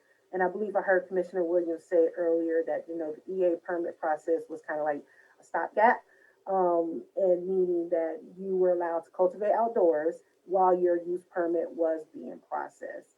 And then there was a specific process that went along with that. So I just wanted to clear up that it wasn't that they were just necessarily cultivating outdoors illegally or outside of the ordinance. It was an interpretation thing about what was connected to a larger system and what was not. But now that we have these new resolutions, 2020, 184 and Ordinance 3101, it's a lot clearer. Like if you're 500 feet away at a minimum, garden to garden, then you can cultivate outdoors.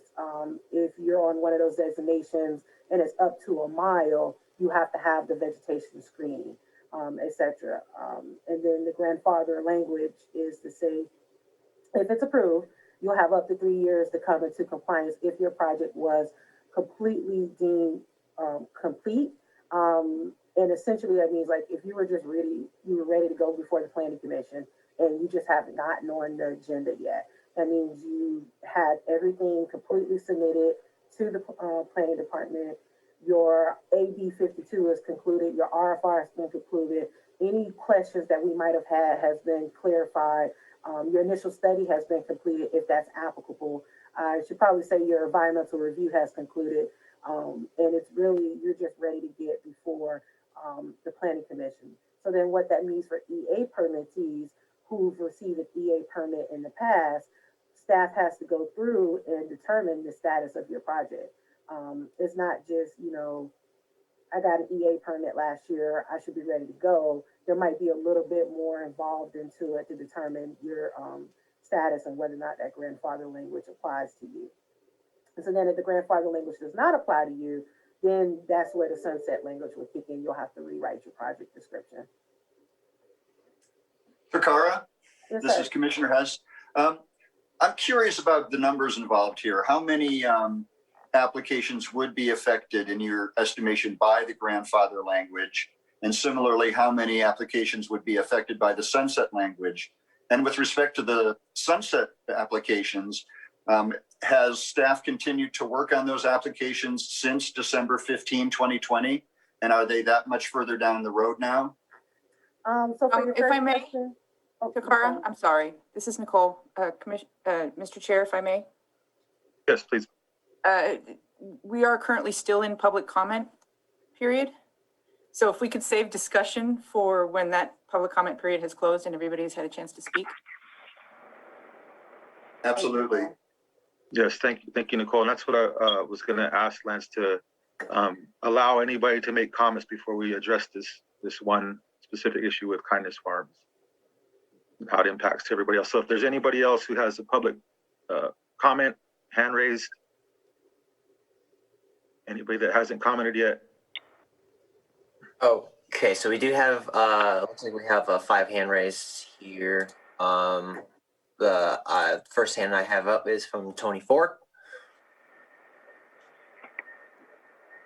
It looks like you're muted. Will you please confirm your first and last name?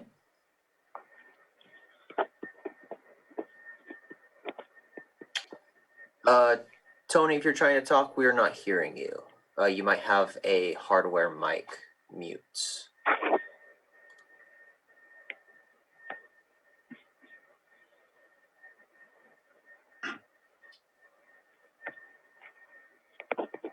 And check again, please. I did see some activity.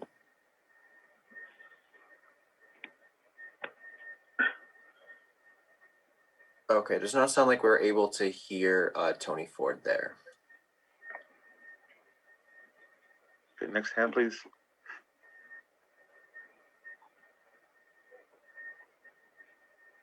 Okay, the next hand we have up is Sarah Bodner.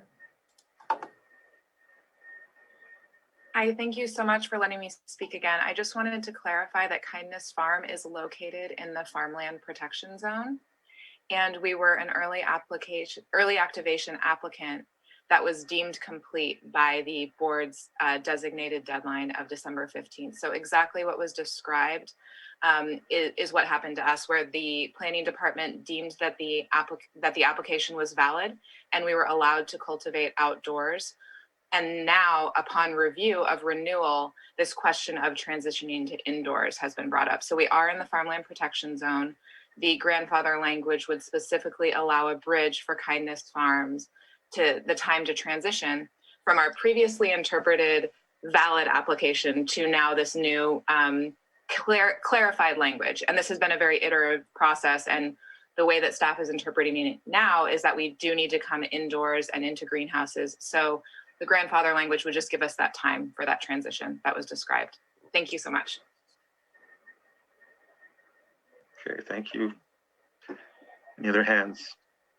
Okay, so it looks like Tony may have fixed his audio issue. Oops. All right, Tony, can you give me a sound check? All right, looks like he might still be having issues. I'm going to move on to the next hand we have up from Julia Jacobson.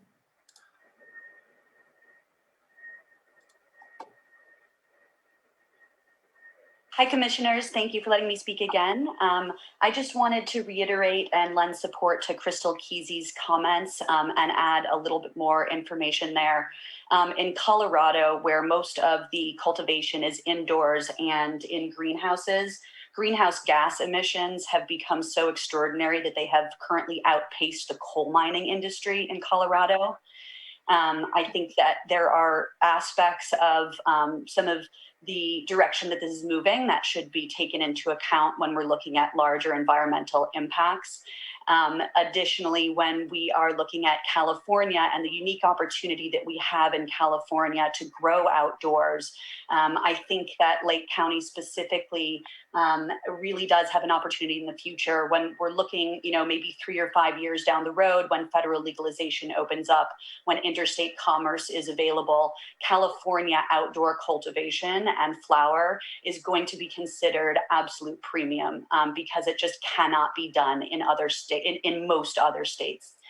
So I just wanted to lend that additional information about the value of outdoor cannabis cultivation and some of the environmental impacts that could be the result of pushing some of that into indoors and greenhouse. Okay, thank you.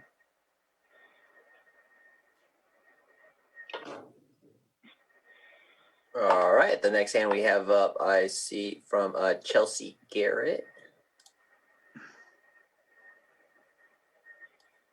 Chelsea, I sent you an unmute request. Looks like you're unmuted. Will you please confirm your first and last name? Good morning. Yes, Chelsea Garrett. Great, thank you. Hi, good morning. I'm Chelsea, the Senior Director of Human Resources for Kindness Farms. First off, thank you for taking this into consideration on behalf of our employees. The impact of your decision today will save jobs. The 50 or so employees that this affects will be grateful, some of whom are on the line listening now and can speak if you'd like, but we wanted to be respectful of the Planning Commission's time. Your support of the grandfather clause also protects other farms such as ours and their employees' livelihoods as well. Thank you for your time. Thank you. Do we have any other hands? All right, the next hand we have up here is from Christina Torres. Christina, I'll send you an unmute, or I will send you an unmute request.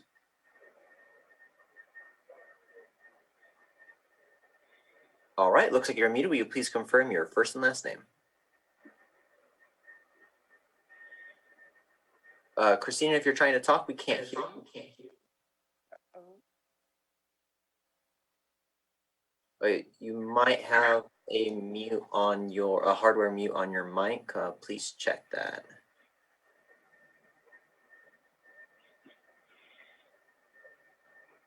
Morning. This is Hello? Christina Torres. Hello? Hi, Yes, good we morning. can. Hi, good morning. It's Christina Torres with Stella Green Farms. Thank you for your time. Good morning, commissioners.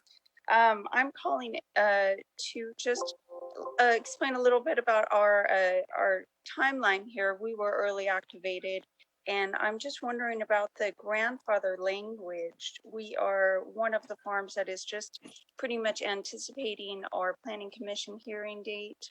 We have been in good standing, completed all of our environmental study exactly.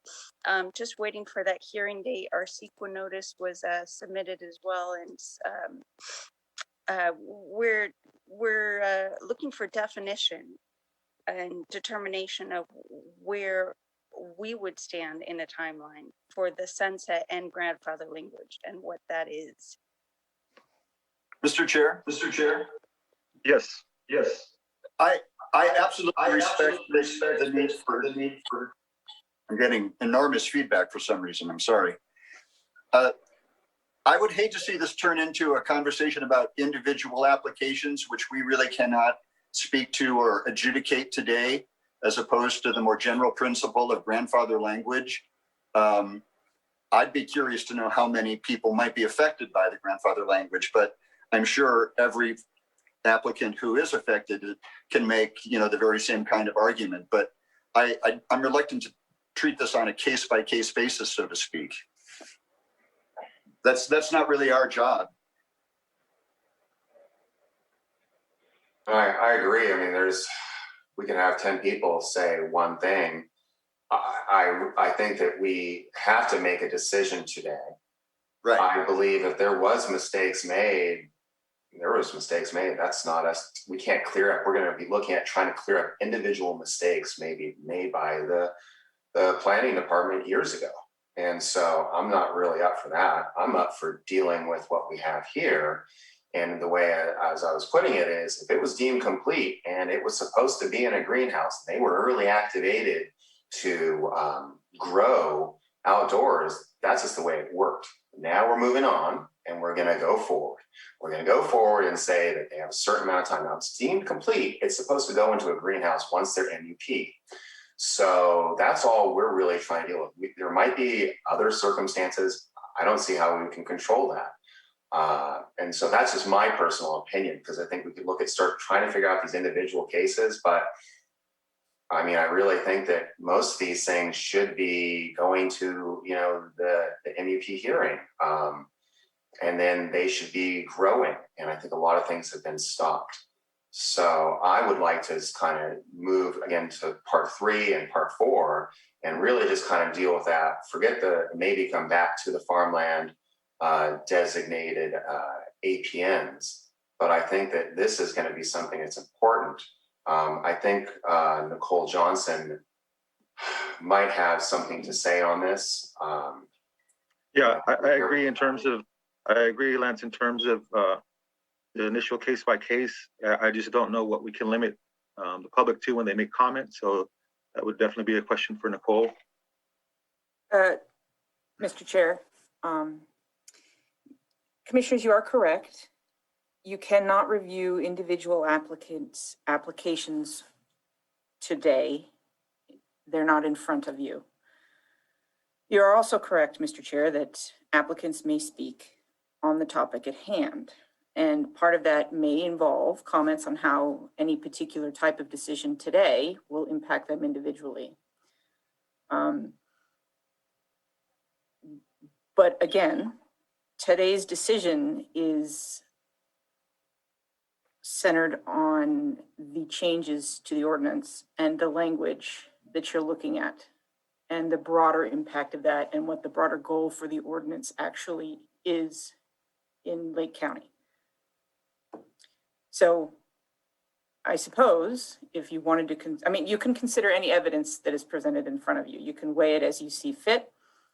But you are correct. You are not addressing the individual impacts to the individual applicants who may be speaking today.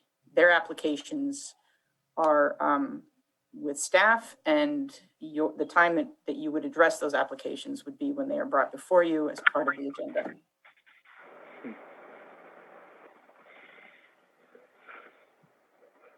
Yeah, thank you for that, Nicole. And everybody does that raise their hand has 3 minutes to comment. So if they have comments specific to their application, we can hear them, but they're not in front of us. So let's proceed to the next hand. Jake. All right, I believe Tony Ford has fixed his issue. Looks like you're mute. Will you please confirm your first and last name? Yeah, Tony Ford. All right, perfect. We can hear you. All right, great. So I'm 3rd generation grape grower. I've been selling vineyards as a real estate agent in Lake County for 18 years. I've not seen one winery yet say they won't buy grapes from a vineyard if there's cannabis nearby. So that's just based on my experience. That's all I do is sell vineyard and winery ranch property. I live it, eat it, sleep it, breathe it every day. I've never seen a winery say, oh, there's a cannabis farm, we won't buy fruit from that vineyard. As far as the drift comment, cannabis is impacted by drift far more than pears and grapes. Growing pears and grapes next to housing happens from Napa, Sonoma, Lake Mendocino, and the liability to control the drift is always on the farmer. Okay, there's no reason for excessive restrictions on cannabis, which is far more sensitive than pears and grapes. At the end of the day, cannabis will have the same liability as any other farmer in terms of controlling drift. In terms of specifically, I have a project with the County of Lake, and it was deemed complete May 2020 for an outdoor cultivation. So deemed complete about a year ago. Due to the processing delays of Lake County and its inability to move my project forward within the 6-month guideline, I'm now affected by this new farmland protection ordinance, which is a total bait and switch and now disallows outdoor. Please put yourself in the position and ask yourself, how would you feel if you've been treated based on these circumstances? The impacts of your decision today needs to be in good faith based on what guidelines you've put in front of the public and applicants that followed those guidelines. Thank you for your time. Thank you. Next hand, please, Jake. All right, looks like the last hand up we have is from Stephen Hedgick. Oh, we had another one come up from us. Yeah. Okay, I just have a quick question. Does the grandfather clause apply to outdoor cannabis grows in farmland protection zones, or just the 500-foot buffer zones outside the farmland protection zones? Who's speaking? Could you identify yourself, please? I'm sorry, Steve Haychick, Lake County Ag Commissioner. Thank you. Want me to repeat it? I got the question. I just didn't know who was speaking. I think Takara might have to answer that. I'm under the assumption that this is anything dealing with the farmland protection zone, inside the zone and the buffer, and not anything else currently. That's why I was hoping we might be able to just attack number 3 and 4 first and then go back to 1 and 2. Because I think those are the most important. I think that number 2 might be a definite issue. But I know that everyone wants this thing. So Takara, please. Steve, can you just repeat the question just to make sure I heard it? I heard the last part of it. Yeah. Okay. The grandfather clause that you guys are talking about, does that only apply to areas outside the farmland protection zone that require a 500-foot buffer, or the proposed 500-foot buffer, trees, that kind of stuff, or is there a grandfather clause for the outdoor grows inside a farmland protection zone? Because I didn't see an exception for that in the one that the board passed. So I'm assuming it just applies to the 500-foot outside the zone. No, it was applied. It's my understanding that the grandfather language is being proposed to assist any projects that are before the CDD that have been complete by December 15, 2020, and this ordinance would impact them. We can amend the language if that is the pleasure of the Planning Commission, but it was my understanding that it's for all permits before CDD right now. And then it would, then whittle it down for those that were only deemed complete by December 15, 2020. If you met that check mark, you have up to 3 years to cultivate outdoors and to come into compliance with the ordinance. If you don't meet that check mark, then that's where the sunset language comes in, and you have to rewrite your project altogether. Okay. Thank you. Could I ask Takara to share the grandfather language and sunset language so everyone can see what we're looking at? So everyone's on the same page. This is how it's stated, because I'm just looking at it from the memo and stuff. I just want to confirm that the public gets to see what we're discussing.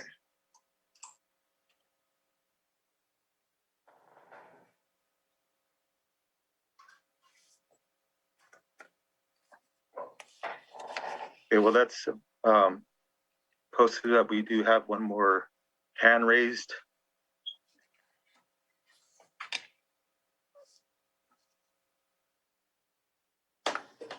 All right, I have set Sufyan a unmute request. All right, Sufyan Hamuda. Yes, thank you. We can hear you. Awesome. I just wanted to confirm or see if the e-comments will be read in today. Yes, they will. Okay. Thank you. Thank you. Do we have any other hands raised, Jake? If not, we can go to the e-comments. Yes, it looks like we had another hand come up from Julia Jacobson. Hi, Commissioners. Julia Jacobson from Astor Farms again. Just a quick question. Are you able to clarify, you had listed before what constitutes deemed complete.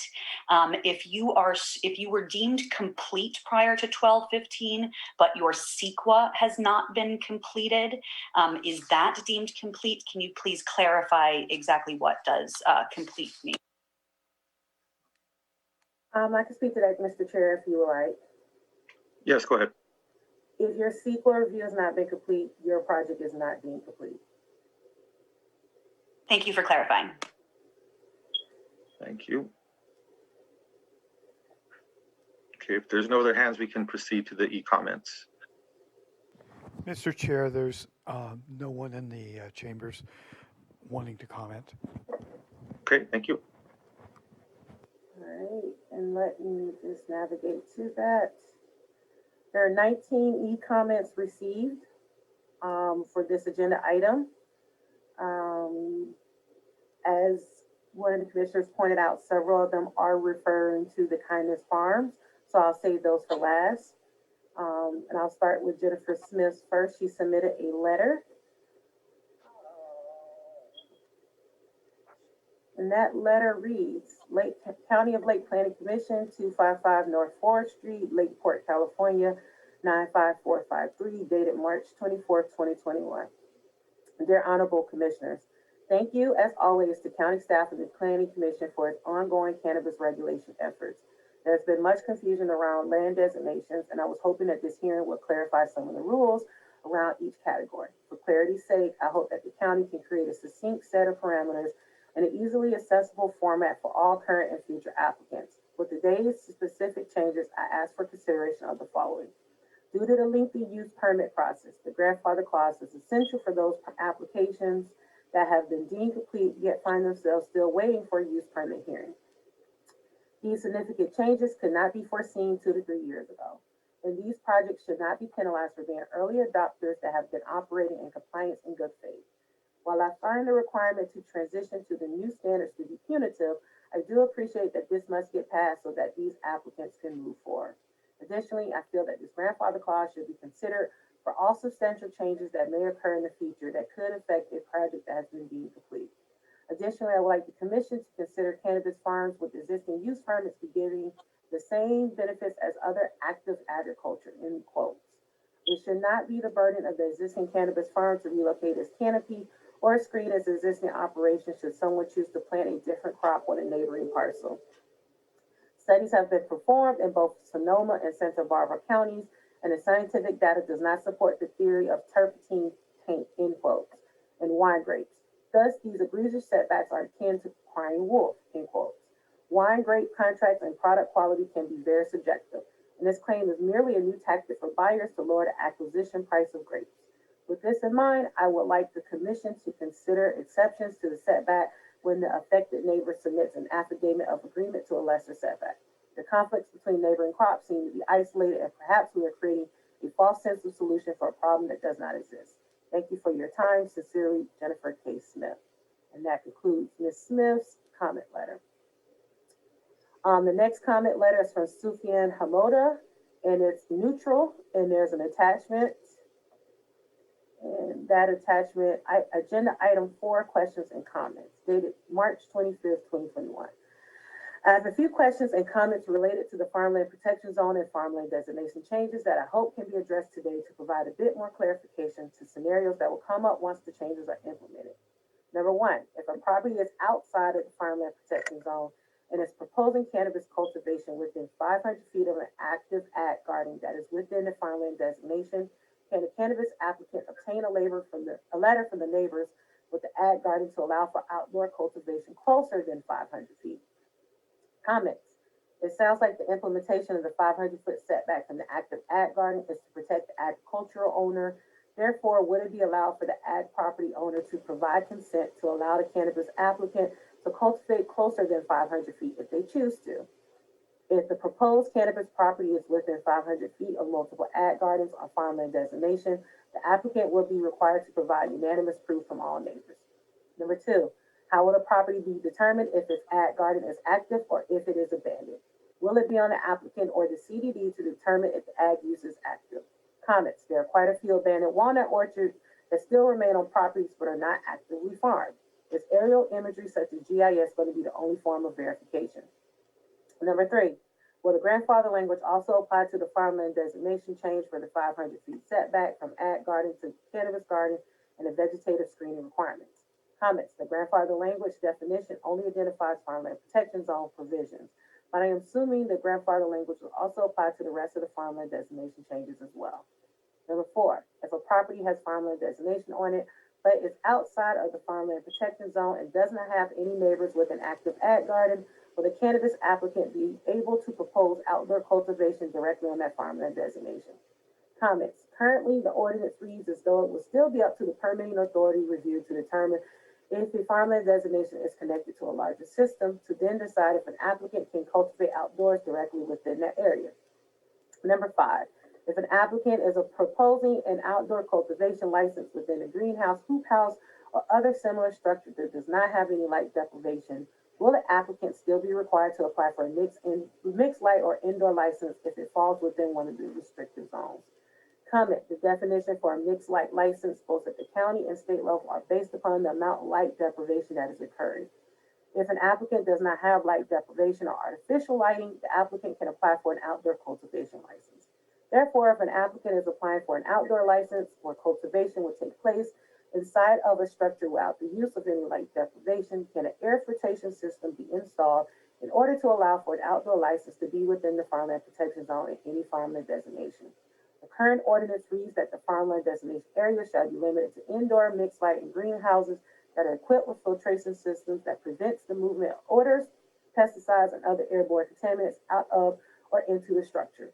Based on these definitions, it would be my understanding that an applicant would not necessarily need to change to mixed light or indoor cultivation, effectively losing half of their canopy area, but could maintain an outdoor cultivation license if they choose to be within the structure that is equipped with an air filtration system and no light deprivation. Number six, will there be any case-by-case review for projects that were unable to be deemed complete prior to December 15th, 2020 due to a lapse in processing time?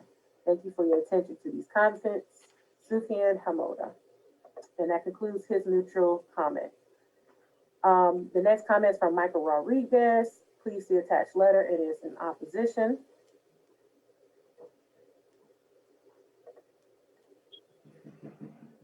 The letter is addressed to Lake County Planning Commission, 255 North Forbes Street, Lakeport, California, 95453, and is dated March 10th, 2021, regarding agenda item farmland importance, zoning text amendments, AM 21-01 to the Article 27 of the Lake County zoning ordinance.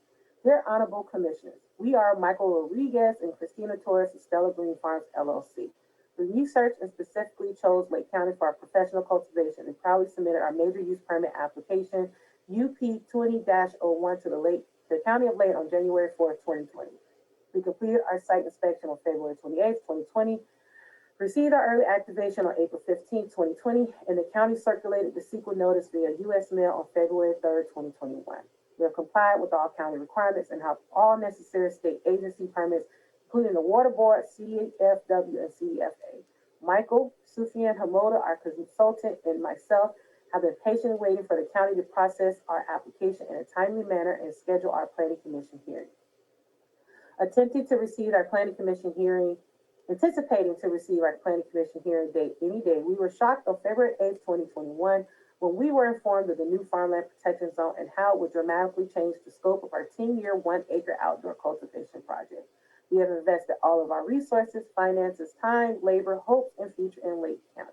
The new proposed farmland protection zoning ordinance will devastate our long-awaited project for our family business. Had our use permit been issued timely, our project would not be affected. As applicants to Lake County, we respectfully propose the following. Number one, we propose that all applicants, such as ourselves, in good standing with the county and the state, be entirely exempt from compliance with the farmland protection zone if the project was not processed with the appropriate timeline of CEQA guidelines. Number two, we propose an expedited process for applicants such as ourselves in good standing to be provided an urgent planning commission hearing date in order to timely complete the use permits. We suggest multiple planning commission hearings be scheduled and heard per each session prior to the fast approaching cultivation season. We respectfully propose the suggestions above for the protection of all good acting Lake County applicants like ourselves. We look forward to the growth and benefit of our entire community by building together. Thank you for your consideration. Best, Michael Rodriguez, Christina Torres, Stella Green Farms, LLC. The next comment is from Lucy Nelson. I highly recommend this business be allowed to remain as is. The Kindness Farm not only provides much needed employment for Lake County, it also provides much needed tax revenue. When families have a member with good job for a good employer, they will stay with the company and not be a drain on the county social services. Something that should be strongly taken into consideration. Besides that point, everyone knows that employed persons bring revenue into their communities via purchases with businesses, etc. Kindness Farms has an excellent reputation with employees, a true family environment with successful teammanship efforts. This is simply a win-win for all. Mary Hang, support. Due to the pandemic, it has been difficult for me to find a job, but I was lucky enough to get the opportunity to work at Kindness Farms this summer. Working at Kindness Farms has helped me so much as in being able to support my family. I urge that you allow Kindness Farm to operate so I can continue on having a job and many individuals who have worked at the farm. Jeremy Hunter did not click, oppose, or support. I live in the area and work at Kindness Farms. It has been difficult to find jobs up here. I was happy when I found a position at a cannabis company near my house and would like Kindness Farms to be grandfathered in so I can keep my job and many others who work at the farm can maintain their livelihood. I have a grandfather who doesn't have much time left due to a disease called Lou Gehrig's, and it makes it easier for me to spend the last bit of time he has left with him working close to home and in Lake County. He's the one who raised me, which is why I enjoy being able to be closer at home, and working in Lake County has given me the opportunity to do so. Thank you. The next comment is from Dante Smith, and its support. Kindness Farm has shown me nothing but respect, and I would love to work there again this year if it's possible at all. The next comment is from Megan Baum, support. I was very fortunate to get an opportunity to go work at Kindness Farms this summer. The energy and the atmosphere of the employees there was amazing. I will gladly work there again this year if they have me. The location is really nice for me. Working close to home is always nice. The next comment is from Sum Chai Thao. I like working at Kindness Farms because of the clean and friendly environment. Also, Kindness Farms has supported me by being able to help around with my family during this pandemic. This comment is in support. Jose Perez Ramirez, support. Nowadays, it's very difficult to find a job to keep supporting a family of 3 or more, especially in Lake County. Kindness Farms provides employees with a great opportunity in life, has good benefits, and encourages us to do better at life. Therefore, I please ask you to please keep this future going forward and let us have a brighter future. The next comment is from Emmanuel De Leon, support. I want to be part of this cause because Kindness Farms has provided us their support by giving us the chance to join their team. I want this cause to continue because I enjoy working in a positive atmosphere. I please urge you to let us continue with this amazing journey. Thank you. The next comment is from Carlos Montanes. I apologize for mispronouncing your name. In support, I fully support this cause. As you may already know, it's been very difficult to find a job, especially a good one. Before I started with Kindness Farms, I was struggling to find a job to have my family stabilized. I please ask that we can continue with this business to have a successful future. Thank you. The next comment is from Jorge Amador. Support. As you may already know, the COVID pandemic took many jobs away from us, including mine. Last year, I had the chance of working with Kindness Farms. The work atmosphere is great. Coworkers are united and has been one of my best opportunities, and I would like us to keep moving forward. Thank you in advance. The next comment is from Justinao Miranda. Support. Today, I want to join and succor this cause. I have been struggling to get employed, and Kindness Farms brought light to me and the ones that hold on to me. For this reason, I urge you to please let us continue with this job opportunity. Thank you for understanding. The next comment is from Oscar Alberto Flores Ramirez. It was especially hard to find work this summer due to the pandemic. If it wasn't for my job with Kindness Farms this summer, I would not have had work. I really hope I can continue to work there this summer. The next comment is from Bobby Dutcher. It supports. There seems to be confusion among the public and staff over the new farmland protection zones.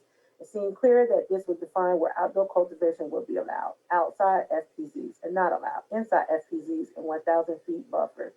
Staff still seems to feel outdoor cultivation is not allowed in the 4 farmland important zones without permitting authority approval. After this, the ordinance needs to be updated to reduce confusion. It has not been updated since 2019, so an interested citizen will need to download county code, then attempt to summarize the revisions made since that time. County staff even seems unclear as to how to interpret these changes.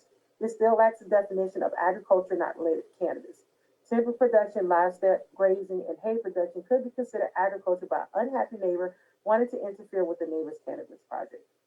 The next comment is from Andy Dodd. This comment is in regards to the grandfather language. Would this language apply to all, in all caps, applicants within the farmland protection zone that were deemed complete but have not received a use permit before December 15, 2020, regardless of the farmland designation? The next comment is from Marco Rico. I enjoyed working at Kindness Farms. I urge you to allow this farm to operate. There are many people whose lives depend on this. This comment was in support. The next comment is from Yin Jiang, and it's in support. I worked at Kindness Farms last year in Lakeport. Finding a job has been difficult, and I was thrilled to be hired last summer by the company. I was able to have a steady income and provide for my family. Like most farm workers, I was laid off after the season, but I'm planning to work this coming summer. The farm is not allowed to operate. I am extremely nervous about what this means for my family. I urge you to allow this farm to operate. There are many people whose livelihoods depend on this. That concludes all of the e-comments that I have submitted to me right now.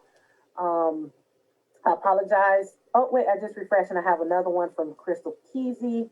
The terpene tank study in Santa Barbara was performed between cannabis and all caps and grapes, not hemp, as FB Director Brenda Sullivan indicated.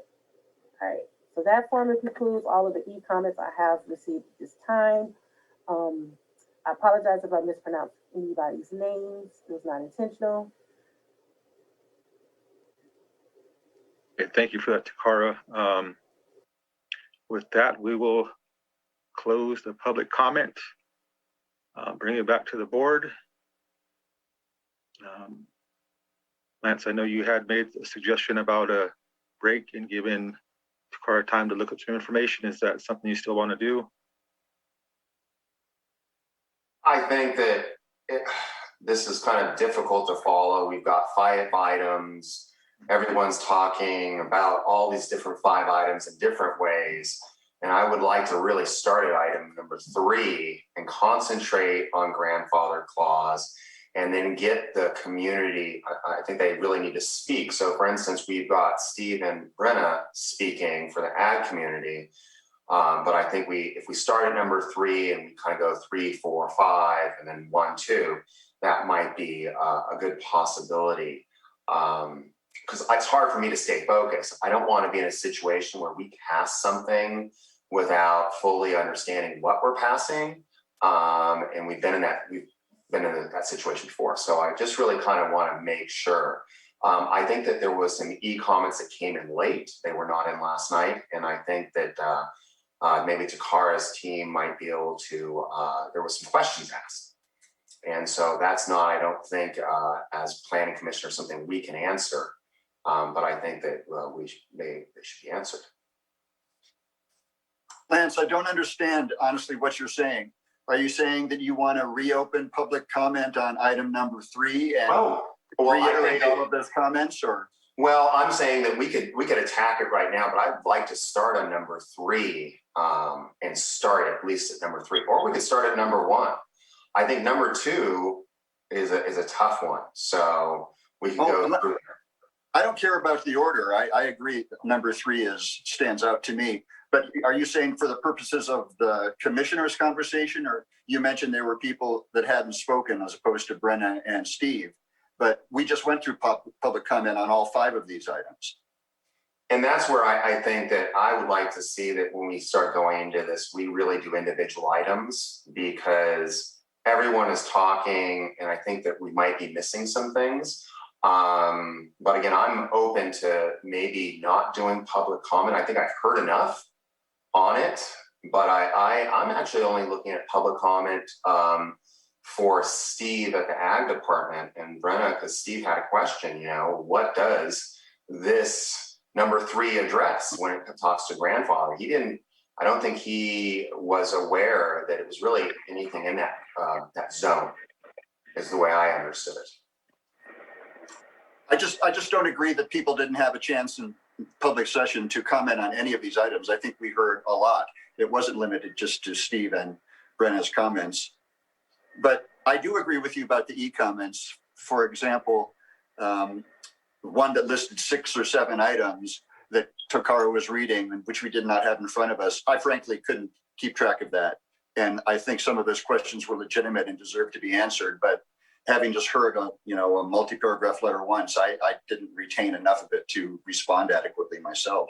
And I agree. Sufjan, when he put that out there, it was not available last night, to my knowledge. When I looked, maybe I missed it. But, he was commenting and he had questions and we had 5 items. So it was hard to follow. And that's all I'm saying is I just think there's so many things here that are very important. I know how I'm going to vote. And I really think that we should, again, I would like to start with any of the items at this point in time. But I'm just kind of, this has been a lot of different comments on 5 different items, and they're all very important to everyone. Okay, Lance, so are you suggesting, I don't think this is a suggestion, to continue the hearing based off of, okay. So then, as John stated, the comments came in. Unfortunately, it was a lot of information that we have to our best of ability, keep track for each specific item that the comments were made for. And so do you still want to take a break to have staff get the information you're requesting and continue? I guess how long of a time period? We're approaching 11:15. Are we going to work through the lunch hour? Any suggestions would be helpful. Yeah, I would prefer a 15-minute break at least, and then to continue this, after the 15 minutes. So Takara can comment on that. Any of the things that were brought up, and because I think that, again, Sufjan's came in late. Again, other people's have come in late, but obviously I think they should be addressed before, because I don't know the answers to some of those questions. So then I can't make the proper decision is all I'm saying. Okay. And so I mean, that would be a horrible thing. Yeah. Okay. Let's take the 15-minute break. We'll come back at 11:30. And is Takara clear on what information you're requesting from her? Yes, I think I've taken a couple notes, but I'll go through them here. One was how many projects could be potentially impacted by the grandfather clause and how many could be potentially impacted from the sunset clause. Basically, how I interpret that is how many are inside of the farmland protection zone, and then when were they deemed complete? And if they were not deemed complete, how many were inside the farmland protection zone and not deemed complete? And then how many projects do we have that were that are in farmland designation? And then we wanted some comments on the comment letter presented by Sufjan with item the 6 questions and comments. Okay, is 15 minutes enough time for you to gather all that information?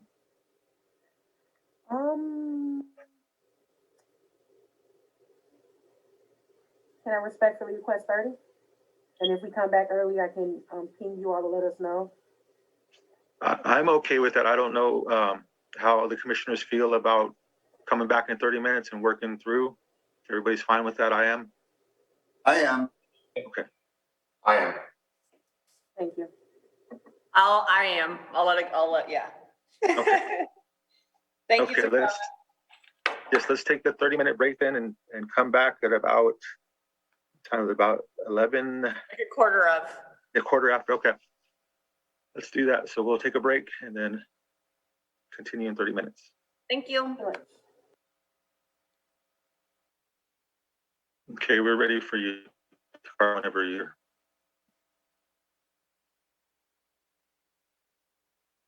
Okay, I'm back. Sorry to catch my last little bit, was running. Where would we, okay, so I'll start with some statistics.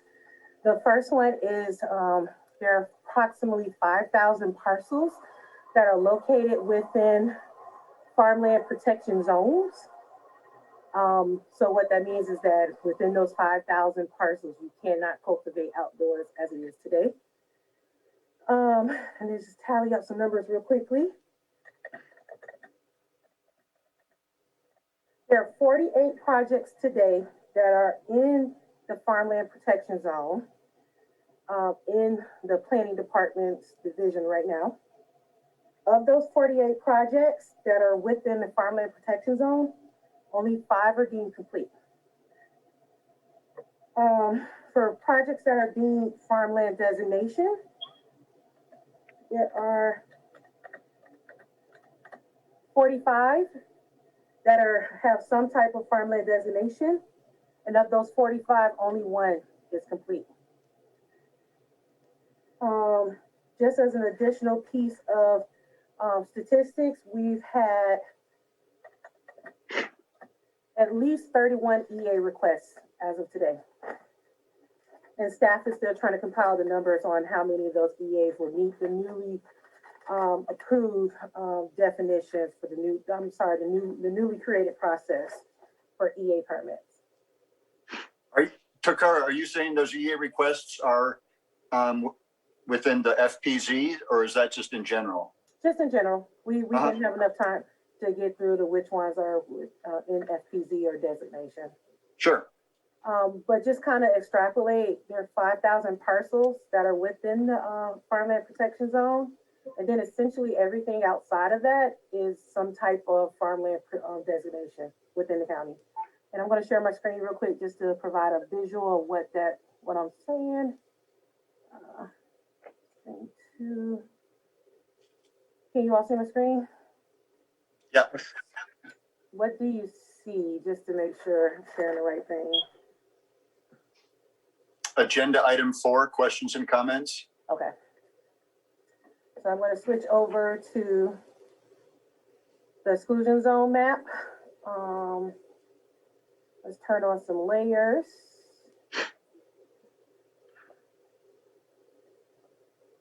Is the exclusion zone map now available for everyone? Yes, I'm using, let me get to that link just to make sure I'm using the correct link. It was updated last night by the GIS department. So special thank you to the GIS department for putting that out so last minute.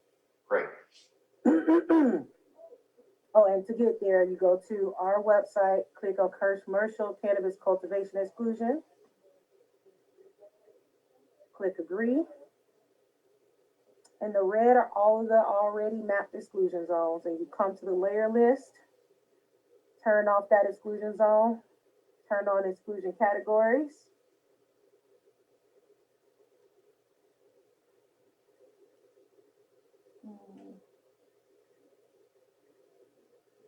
And so this shows, the purple shows the farmland protection zone and that 1,000-foot buffer. Then you turn on the state farmland mapping and monitoring program layer. And as you can see, this purple means that you absolutely cannot cultivate outdoors as of today. You can cultivate indoors in the greenhouse, but there's no outdoor cultivation within these purple areas. And then resolution 2020-184 and ordinance 3101 applies to the rest of the areas outside of here, assuming that there are no other exclusions that apply.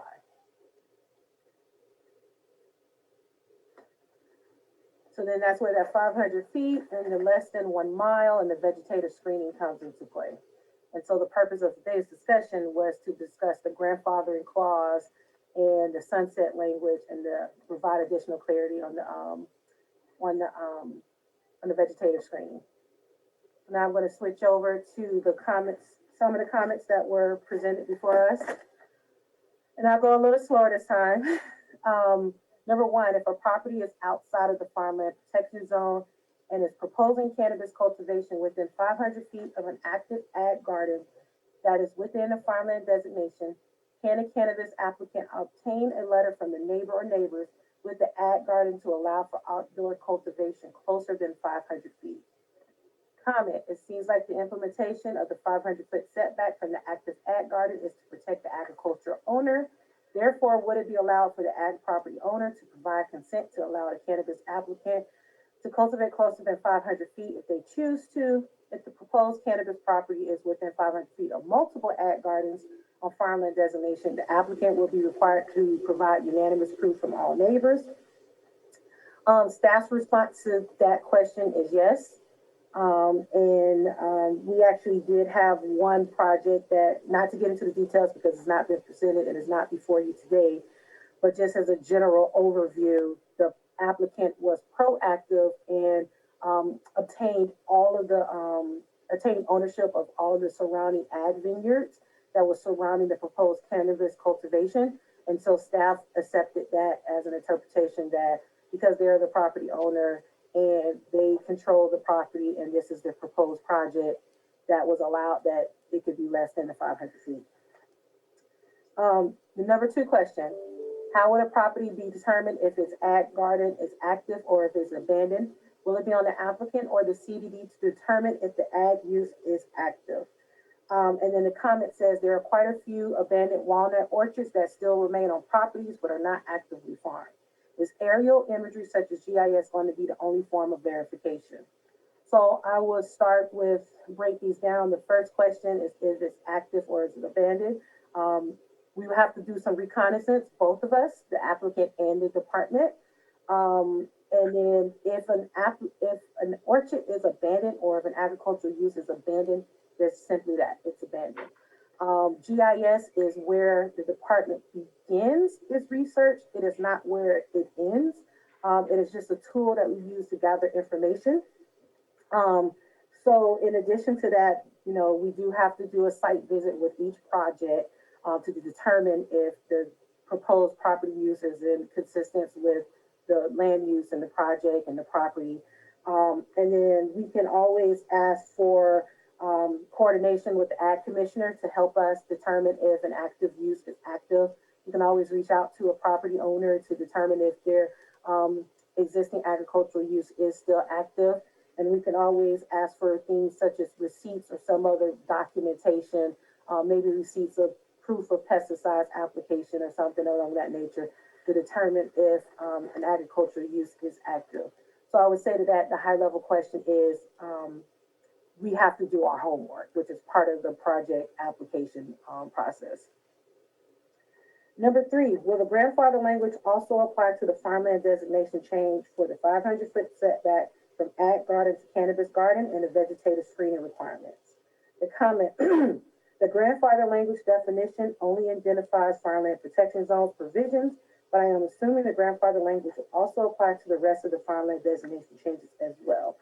The response to that is no, it does not apply to any of the other farmland designations because that's where the mitigations come into play, where you have the 500-foot buffer at minimum, and then if it's over the 500-foot buffer and within 1 mile, the vegetative screening to be able to cultivate outdoors. And that's also where the other, where the proposed grandfather language comes in for the farmland protection zones. Because as of today, right now, since that ordinance and that resolution have been passed by the board and is in effect, you cannot cultivate outdoors today. So just to reiterate, this grandfather language does not apply to farmland designation because of the 500-foot setback mitigation and because of the vegetation screening mitigation. And it only applies to projects that are within the farmland protection zone. Number 4. Can I interrupt for 1 second on that? It's farmland, it's the farmland designated zone and that buffer, correct? That is correct. Sorry, I just want to clarify that it's the buffer too, not just inside the zone, because I had that question a few minutes ago. Just want to clarify it for the record. Thank you. Thank you. Number 4, if a property has farmland designation on it, but is outside of the farmland protection zone, and does not have any neighbors with an active ag garden, will the cannabis applicant be able to propose outdoor cultivation directly on that farmland designation? I think this is a similar question to number 2. And the comments say that currently the ordinance reads as though it will still be up to the permitting authority review to determine if a farmland designation is connected to a larger system. To that, I say that's no, because of the new 500-foot setback and up to 1 mile. So it is, we have an actual limit of what that looks like. So it's no longer an interpretation of if it's connected to a larger zone. And then to continue on, to then decide if an applicant can cultivate outdoors directly within that area. So again, no, it will not. Excuse me. Number 5, if the applicant is proposing an outdoor cultivation license within a greenhouse and or hoop house or other similar structure that does not have any light deprivation, will the applicant still be required to apply for a mixed light or indoor license if it falls within one of the restrictive zones? And the comments go on. The definition for a mixed light license, both at the county and state level, are based upon the amount of light deprivation that is occurring. If an applicant does not have light deprivation or artificial lighting, the applicant can apply for an outdoor cultivation license. Therefore, if an applicant is applying for an outdoor license where cultivation will take place inside of a structure without the use of any light deprivation, can an air filtration system be installed in order to allow for an outdoor license to be within the farmland protection zone and any farmland designation? The current ordinance reads that farmland designation areas shall be limited to indoor, mixed light, and greenhouses that are equipped with filtration systems that prevents the movement of odors, pesticides, and other airborne contaminants out of or into the structure.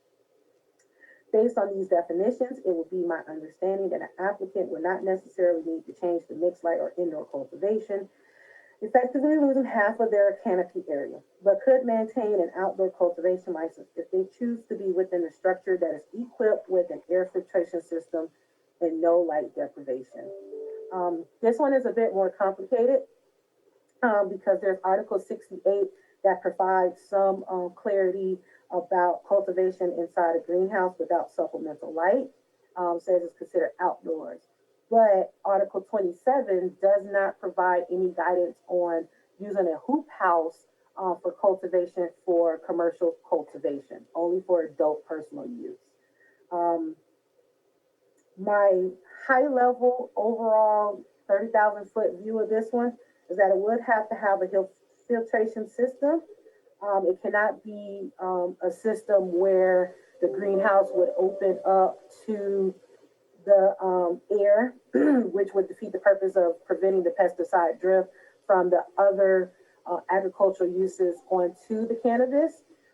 However, I think that one should be considered more, since hoop houses are not considered in the article for commercial cultivation. And I would feel uncomfortable providing an interpretation, and then it becomes part of the ordinance without a deeper review. And also that there's several articles that speaks to that would need to be reviewed, and that this could ultimately impact an applicant's potential to apply for a state license on a quick knee-jerk reaction. So for number 5, I would say I don't feel comfortable providing a direct response to that outside of Article 68, and that it would have to have a filtration system. And then for comment number 6, will there be a case-by-case review for projects that were unable to be deemed complete prior to December 15th, 2020 due to a lapse in processing time? I would say that staff is already reviewing all of the projects, and that there are a lot more factors that go into the processing time for projects. Many of the projects, as you all have heard me report out several times, so let me say this. Yes, CDD has had some issues and some difficulties with processing projects due to staff turnover and the global pandemic, and trying to be responsive with staffing to ensure that my staff is safe. But then the other part of it too is when we have projects that are continually changing project description, or, secret determinations, we have issues with trying to get an applicant to understand what our secret determination is, and so on and so forth. I think that that is a little bit of an unfair statement to put out. And I might be opining right now, and I apologize if I'm getting too deep in my opinions, but I think staff is already doing a great job on a case-by-case basis we have had some difficulties over the last 9 months, 10 months that I've been here. But staff is trying their hardest, and that I will pause there. I think those were all the questions that I had before me.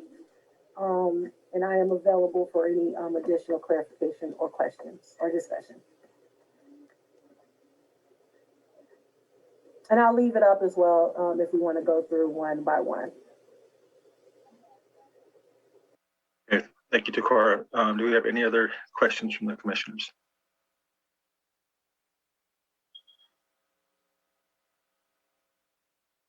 John, you're muted.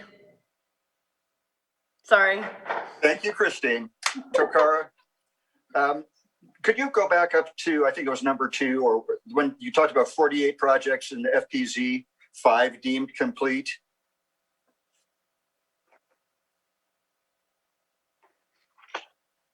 Takara, you're muted as well. You're a good referee, Christine. Trying to. We will get there one day. And you were asking me, Commissioner Hess, about the number of projects, or? Yeah, you mentioned, I think, 48 in the FPZ, that 5 of which were deemed complete. That means by December 15, 2020? Oh, you mean go back to the staff report? I can navigate that. No, just from the presentation you gave, starting out with these questions and comments, you mentioned how many apps or projects were in the FPZ? Correct. 5 deemed complete by December 15, 2020? Correct. So there's 43 that would be potentially grandfathered? No. Only those 5 that were deemed complete would be potentially grandfathered. And that's why we would need a sunset clause or to deal with those. I didn't catch that either, but I'm looking at my notes saying deemed complete. I thought it was 48 and then 5 had MUPs, but it really is deemed complete, it seems. Mm-hmm.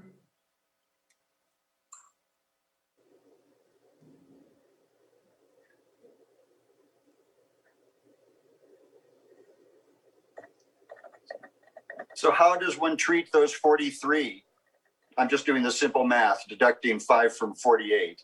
Right. No, let me, okay, so let me back up. We have 24 projects that are included in the farmland designation, the farmland protection zone. And so remember, the farmland protection zone says you cannot cultivate outdoors, period. You have to cultivate. And you said 24? 24. Oh, I somehow doubled that number, I'm sorry. Correct. Yeah, I had 45 in the. 45 is for, you do hear 45, but that's for a different designation. So let's take one at a time. So there are 24 projects that are in the farmland protection zone that are incomplete, but they are designated a farmland protection zone. There are 5 projects that are in the farmland protection zone and are deemed complete. So that's a total of 29 projects that are in the farmland protection zone. So 5 of those would be eligible for the grandfather language. So now for the farmland designation, there are 45 that are, there are 46 in total that are designated as some type of farmland designation. Of that 46, 45 are incomplete. Of that 46, 1 is complete. But those are 2 different things, because the farmland protection zone grandfather language only deals with the farmland protection zone. Only deals with those 29 applications, in other words. Correct. And so the sunset language applies then to the 24. only. The rest of the projects would have to either have the 500-foot setback, that 45 that are farmland designation would have to have the 500-foot setback from an existing agricultural use, if there is an existing agricultural use surrounding it, or they have to have the vegetative screening up to 1, if they're within 1 mile. Okay.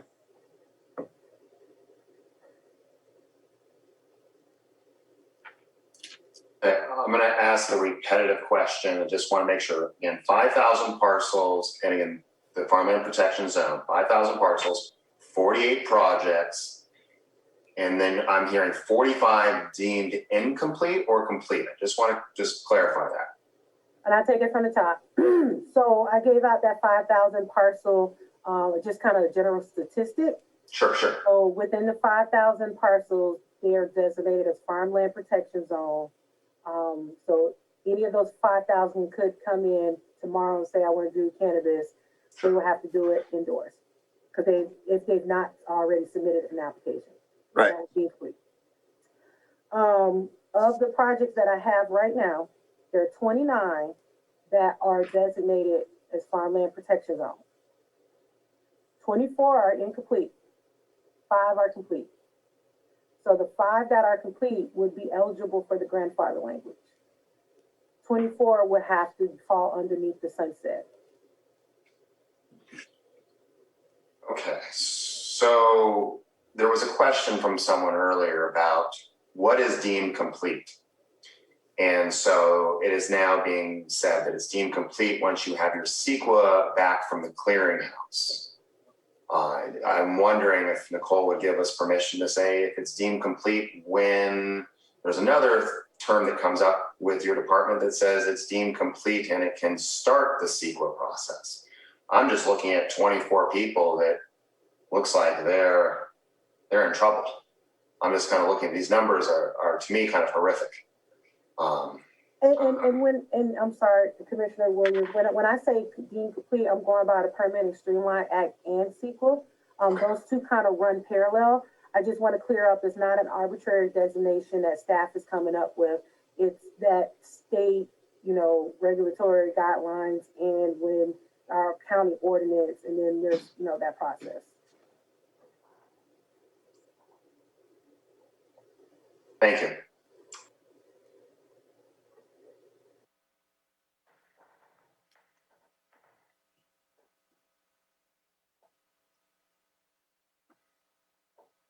Tokara, I do have one more question. Of the 46 projects on farmland that's designated as farmland but not FPZ, you say there was one deemed as complete? That's correct. And so the other 45 are in what status?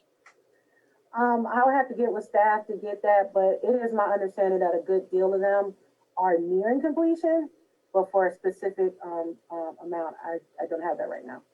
Okay.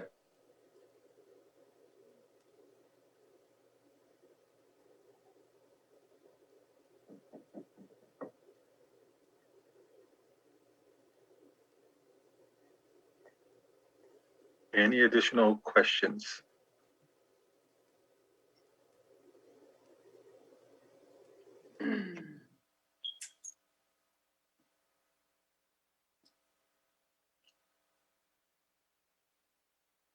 Tokara, this is John Hess again.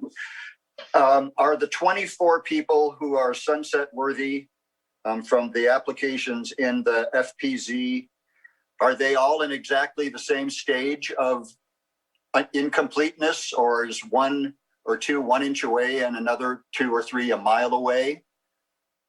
That's a good question, and I will probably say the same thing. They're all in various stages. I can't tell you that staff has asked me about a lot of these over the last couple of days, but I can't give you, sorry. I can reach out to staff and get some clarity. I just don't know how you distinguish between the 24. And if I was one of those applications that was just 1 inch away, and I now had to completely reboot, that's tough. That's not judgment about how quickly you're processing things. Please don't misunderstand. But it seems like you're having the golden ring pulled from your hand when you're just an inch away from grabbing it. I think that's a very fair comment. I do know we have at least 8 projects on the next Planning Commission agenda tentatively scheduled, and then another at least 4 after that. So we are processing them. For that 24, it just depends. Like I've seen consistently, one of the most consistent things that I've seen that has impacted determination of completeness has been the biological assessment and whether or not it was completed in floristic season. That's been one that I've seen consistently. I've seen one consistently where they've changed their project description. I've seen a couple times, and this is not necessarily those other 24, this is general comment. So it is a bit of a hard pill to swallow, as you point out. Hey, you know, I'm ready. And then now this new ordinance that is went into effect December 15th has changed it.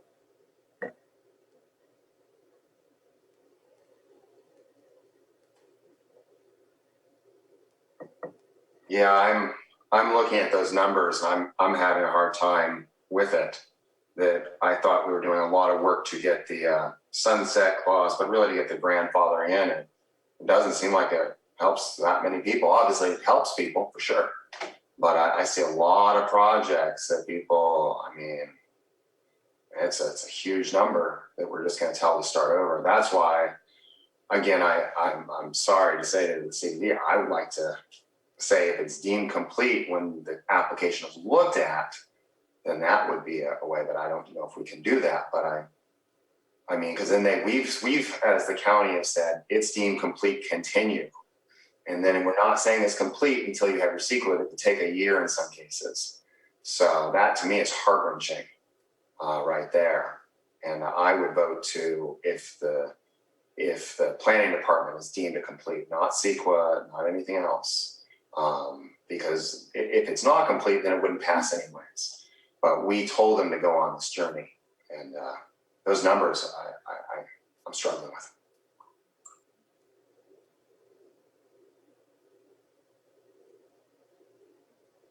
Do we have any more comments from the commission?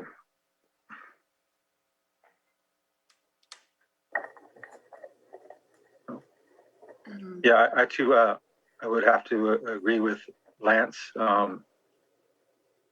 A lot of what's being done is going to tremendously impact a lot of people. The decision that we make today, if we entertain any emotions, I think this process has definitely had its ups and downs, and so I too am concerned with the potential outcome of today's hearing. So, just any other ideas or possible remedies we have? I think we need to look at all options if possible.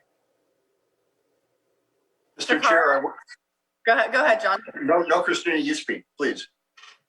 My thought just went out the window, so you go ahead and talk, and then it'll come back to me.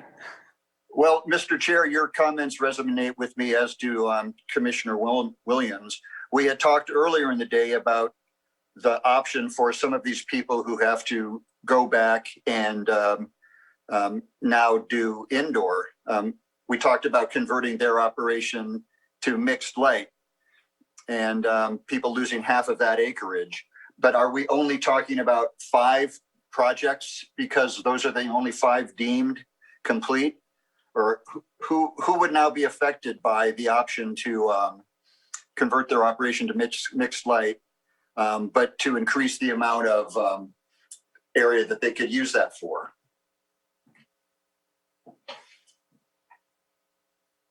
In other words, increase the area of mixed light acreage to make up for the loss of the outdoor cultivation. Commissioner Hess, are you directing that question to me or to commission to discuss? No, it's to you, Takara, but it's springboarding off of what the chair just said. I think it would depend on, what's their zoning? How much property acreage do they have? What are their, what's their appetite to go indoors, what do they even apply for their license type to begin with? Would that impact their change in their project description as well? I don't think I asked my question very clearly, but if they've been given a permit and are cultivating outdoors on some number of acres and now have to convert to mixed light, which reduces their acreage, is there some way to permit more acreage under using mixed light? Gotcha.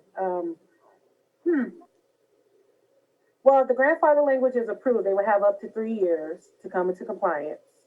So depending on what their project is today, so if any of those 5 are grandfathered in, and let's just say to keep the numbers clear, they have 100 acres proposed of outdoor cultivation within the farmland protection zone.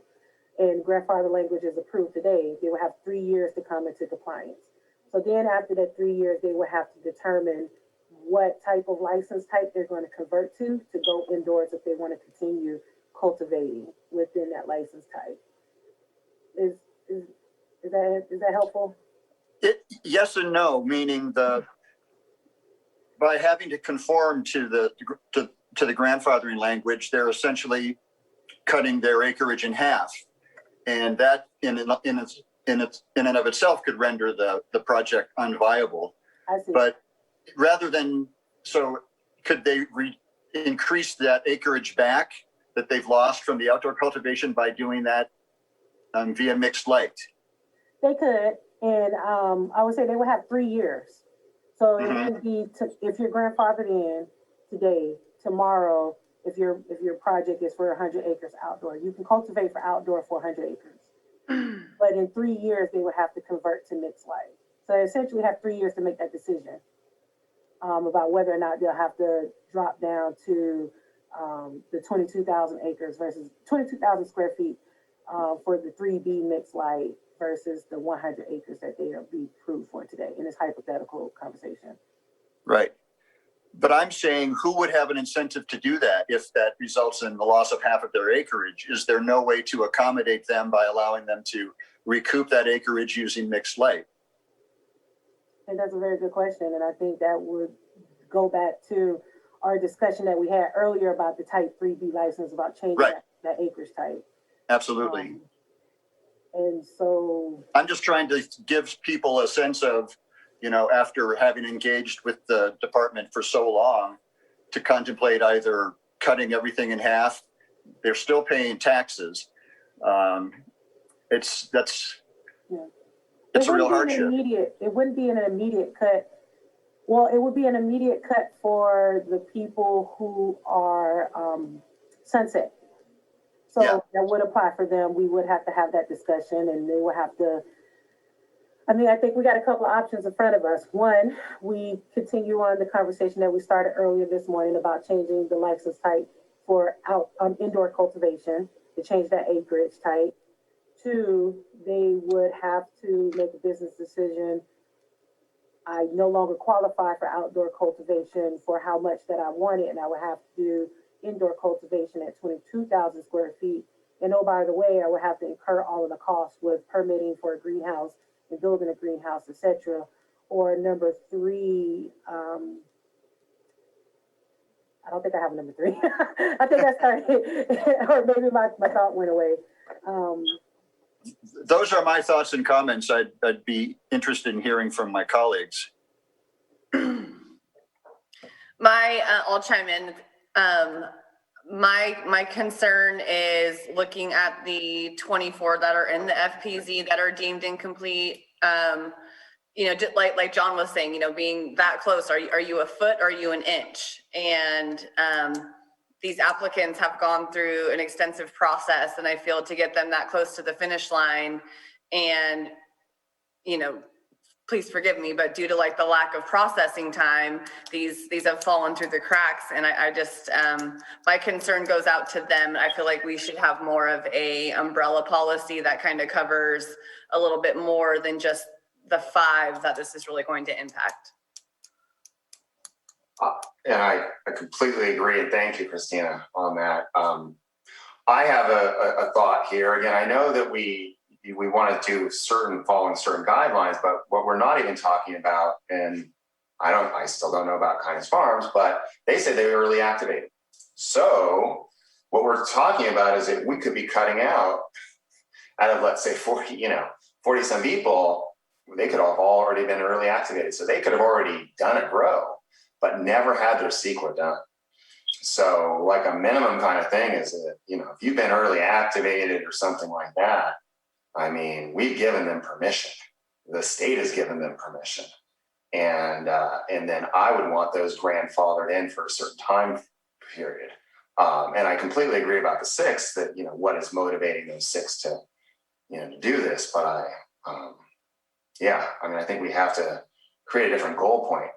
Because again, there's a lot of folks that obviously did grow last year. And I thought we'd have like a number of maybe 50-50, 70, Me too. but that percentage, I don't even want to look at it if it's even 5-10%. So I don't know if we can see how many were early activated, but I think if that really changed those numbers, then we would know how close they got, because then it would be like, oh, we grew. And so we'd know. Chair, if I may. Yes, please. I just to really briefly address that, regrettably, we didn't have as much oversight with previous administrations for the process. And so, EA permits were issued and, permits were issued, and we didn't necessarily follow the process as closely as we should have. Now we are, and we also changed the EA permit process a couple of weeks ago. And I think that, you all are bringing up valid points. This is going to impact a lot more applicants. And we have this quick review we just did was just for the ones that are designated as farmland protection zone or farmland designation. We have a lot more projects in the queue that are coming in. And, we kind of did, excuse the pun, a fire drill just to get these numbers really quickly. The number could be different. It could be a lot worse. It could be a lot better. But this is just, how do I say this? We change things so much so quickly. And it's not a fault on anybody, but, this is where we're at today. And our staff has brought this language before you to try to help mitigate some of this heartburn. And you could direct us to change the language. And actually last time you did, and I didn't put it up, I can go through what that new proposed language is for the sunset clause, but I don't think it would, I think it would actually make the heartburn a lot worse than what it is right now. Mr. Chair, if I may. Yes.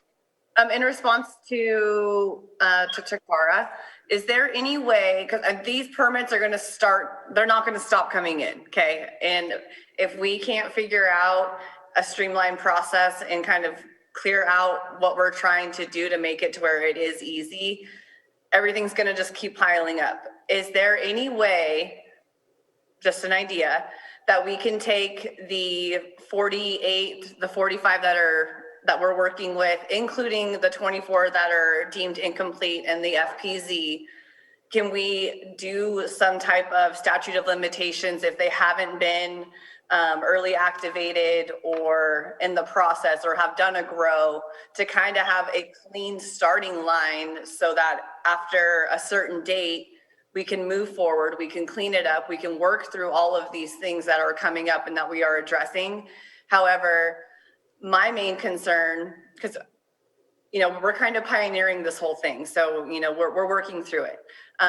What I would like to see is the ones that have done the footwork and have tried to jump through all of the hoops and get their grows going. Is there any way that we can give them a shorter amount of time to kind of comply, or let them move forward and let us as a county work through the issues that we are having? But I just feel like there's a really tight, section of people that have got their green light, that are kind of still waiting for everything, and they're not sure what to do. Mm-hmm. And I feel like if we don't give them some direction or give them clarity, I just don't want to miss out on any opportunities for these people to do what they want to do. Okay. And I can respond to that, Commissioner Price, if I may, Mr. Chair.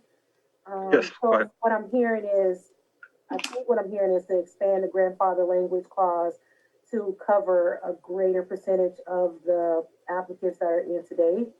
And just as a quick point of clarification, that date was picked because that was the date that the ordinance went into effect. I'm sorry, not went into effect, but was approved by the board. Mm-hmm. So it wasn't just an arbitrary date, but that was just kind of like, oh, this is when the board approved it. Then it went into effect 45 days later. And that was kind of like the line that was drawn. But I think what I'm hearing is to expand the grandfather language clause to include a greater percentage of applicants that are in the hopper. Is that what I'm hearing? I think we're on the same page, Takara. Yeah. I like the way the two of you phrased that very much. I didn't know, Tokara, because the supervisors picked that date, so to speak, of December 15, whether we had the flexibility to expand the grandfather language. But if that can be done, I'm all for it. It wasn't the supervisors. It was, that was when the original ordinance and resolution went before the board on December 8th. I'm trying to process and remember that memory. And then it was approved December 15th. So then staff just kind of came up with that date that's when it was the final reading. 45 days after that, it went into effect January 13th. So trying to give people that, that green light, so to speak, because they were all in the process back then.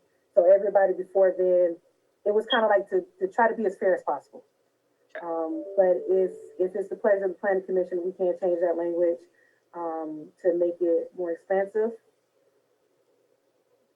I really like, I mean, I know the December 15th date is there. That's why I kind of was thinking maybe we could do, if you were early activated under good standing, as Christina had said, maybe there would be some possibilities there. I don't want to just, no matter what today, we have to help out the 6. So we have to get something passed for the 6. But to me, I'm believing that we could help out 30 or 40 other people if they had already grown and made their investments and had been good actors. Obviously, if they were a bad actor, I think the new changes, the Board of Supervisors will catch them. That has nothing to do with us. But again, I would be heartbroken to have grown in that zone last year and then be told that, well, you're not deemed complete. And in many cases, it might not have been their fault. So I appreciate anything we can do on that. Yeah, and I think there was, Lance, there was public comment to that effect. We've heard multiple people say that exact thing in terms of where they're at. So I think that supports the decision that we're asking for. And thank you to the people who are exercising the right to speak in that public comment period. So if we can have that done, the language expanded. Okay, and I just have it up on the screen share so that we can make sure I'm hearing this correctly. Commercial cannabis cultivation permit applications that were deemed complete but have not received a use permit before or on. Looking for some direction from the planning commission here. I'm thinking. I'm reading it too. I'm reading it.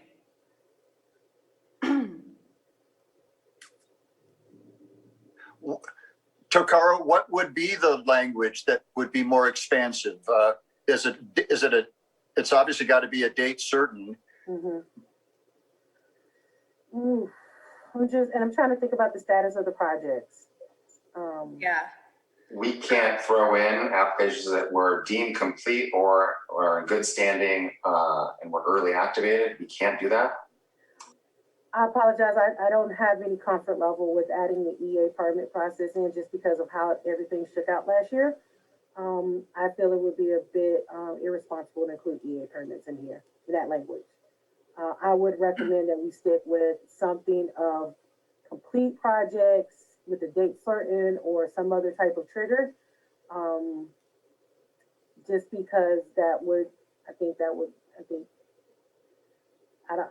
staff doesn't recommend that. The issue that I get and the voices I hear from so many different people is that once they have had their pre-app meeting and it's been okayed by the county, that to them, so many people, and again, if they're only in good standing, seems like they've been given the go-ahead. Like they've had the meeting, start your process.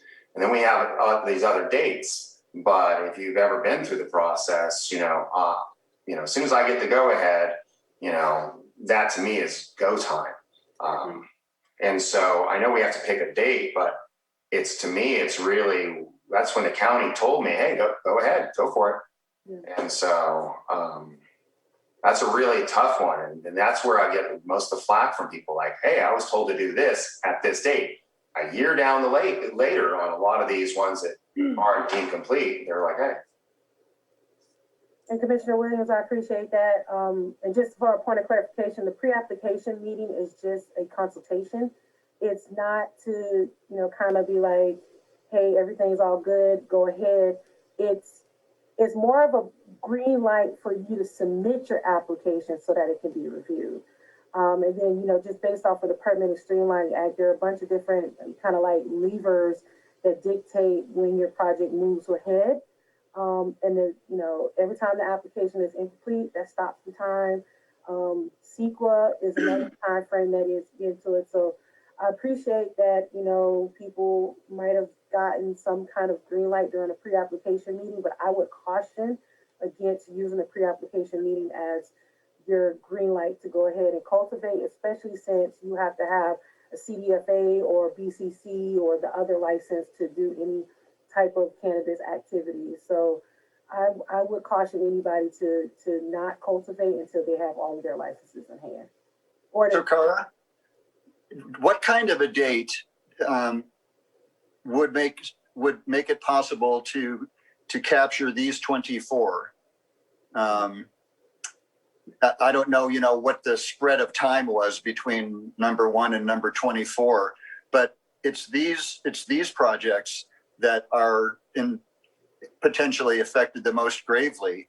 And I think our motivation is to address that shortfall here. I think we all thought it would be more than 5 deemed and it would be a more balanced percentage. But without knowing a date myself, what kind of language would bring in these other 24?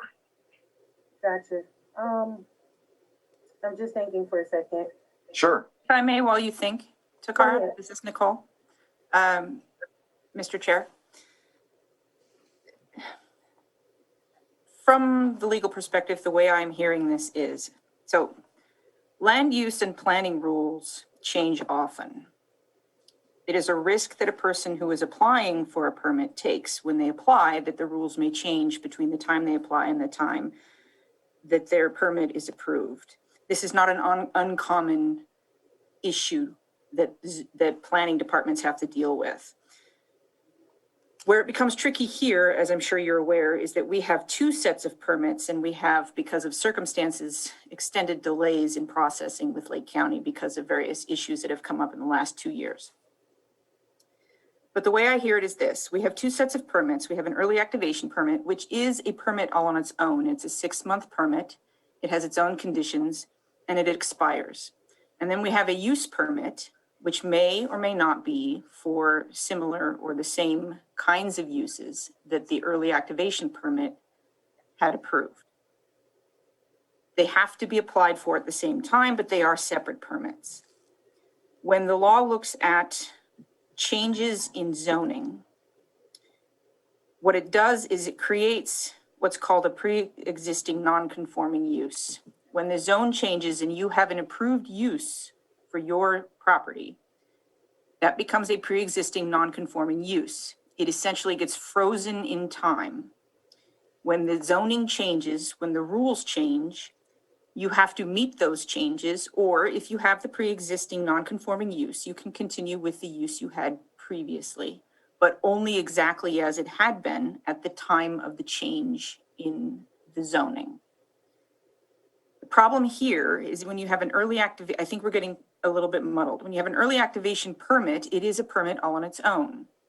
If the zoning changes in the middle of that 6-month period, your pre-existing non-conforming use under that 6-month permit can continue. However, the permit expires. If the permit expires, you no longer have a pre-existing approved non-conforming use. You have to meet the zoning as it exists at that time. But we also have a condition where you are at the same time applying for a major use or a minor use permit. The law, generally speaking, will look to your investment for that particular permit to determine, they'll look at a number of elements, including investment and the stages within the process of the permit that you've gone through, in order to determine whether or not you have a vested right in that permit. If you have a vested right in that permit, then arguably you can claim that you have that you should be allowed to continue for that particular use. Here, what we're looking at is trying to determine where in our process for the use permit, not the early activation permit, but the use permit, does that individual applicant have vested rights? We can look at a number of elements, and naturally, if your commission would like me to, I can go back and look at what the law says as far as breaking this down. As you've noted, and I'm sure you're aware, this particular circumstance for cannabis is unique, so I'm not sure how much guidance we'd have directly on point, but there's guidance out there. This is not the kind of thing that's new as far as changing zoning rules in the middle of an application process.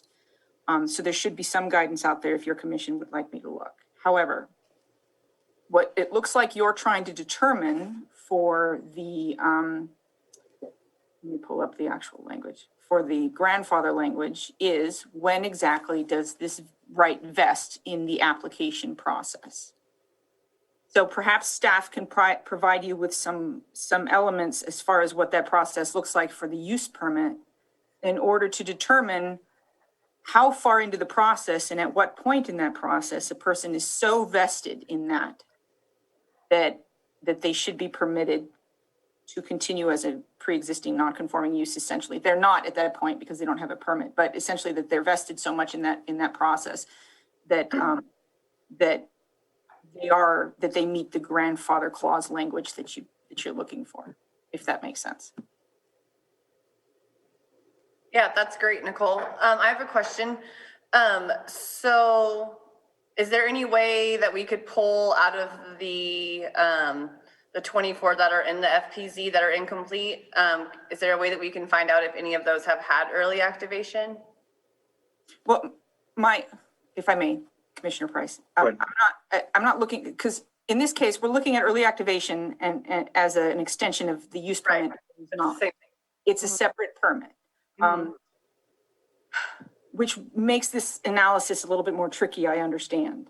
But it is a separate permit all on its own. It does expire. So under traditional sort of applicable permit rules, once it expires, you no longer have that vested right because it is expired. Right. And yes, I understand being at the very last hurdle and having everything change out from under you is a terrible thing to have happen, but it does happen. And if somebody at some point in this process, no matter where you draw the line, is going to be at that point where they say, I'm just before the line. And the issue here isn't where they are in the timeline of the process. The issue here is how much has an individual invested into their major use or minor use permit in order to say that they relied in good faith on the rules prior enough to invest enough that it's in the county's interest to, or at least they have a right in that process. Does that make sense? So you would have to look at the applications in front of you. If you want to capture enough, the bulk of them, you would have to look at them in where each of them is in their process to see how many are within the particular, where you want to put that line. So how many have gone beyond the point where you said, yes, they have relied so much in good faith on the prior structured rule that they've invested enough that they would be substantially harmed by the rule changing out from under them at that point. And then that would be where you would say, this is where the individual is grandfathered in. And that's where I would just like to say, I think you're vested when you bought land because you were told to do this or you signed a lease. The courts have said that you do take some risk as an individual investing in a particular area, especially for, it's determined to be common knowledge that rules change. The government cannot stay stagnant because an individual has invested in land in a particular location. What we're looking at is investment in the process. I can give you examples, but I don't want to pull out examples from just from my memory on something that might not be fully applicable here. I can, in your direction, if you like, go back and look to see if there's anybody that has dealt with the cannabis licensing process. And again, the EA process makes it a little bit difficult here because people do invest heavily at the EA stage. But if you're going to rely on the EA permit, I think that shortens a person's vested rights timeline because the EA expires. And once it expires, it's no longer a valid permit and they no longer have and they know that. They know that going in, applying for an EA, that an EA will expire in 6 months. So the investments they put into that EA, they have notice that those investments could expire in 6 months. Arguably, your commission could come back and say, we do not approve a major use permit that was coupled with this early activation permit. You could do that. And that is a risk that is taken. And the EA permit does expire after 6 months. So any investment put into the early activation permit, a permit on its own, could arguably be lost if the next steps aren't taken. There's no guarantee that they will be. That your commission's decision is not set in stone. There's no advance notice of that. You still have to look at the major use or minor use permit.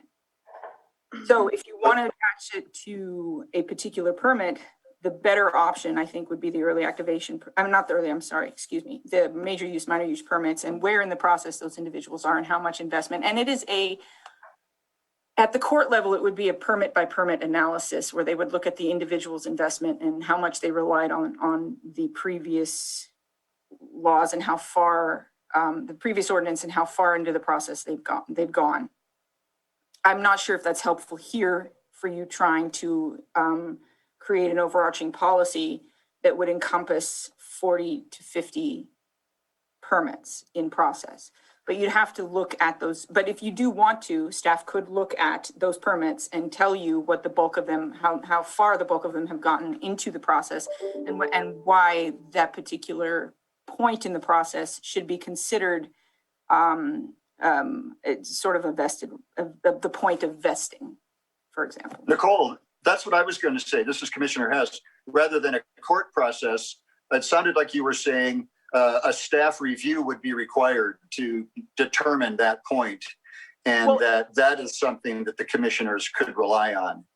Well, if your commission is determined to capture as many, or at least to try and be as inclusive as possible in your policy and your definition of deemed complete in this instance, because that seems to be where the hitch is when this particular code section deems an application complete is when this clause applies.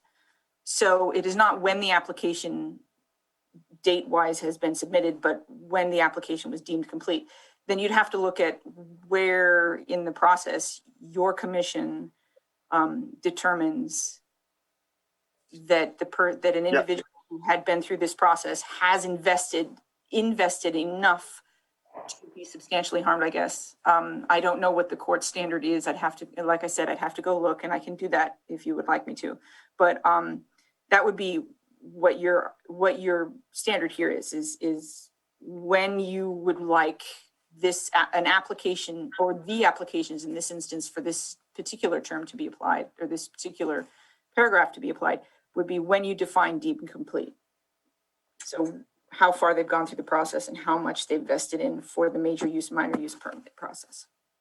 That was a really helpful intervention, Nicole. I learned a lot from that. I appreciate it.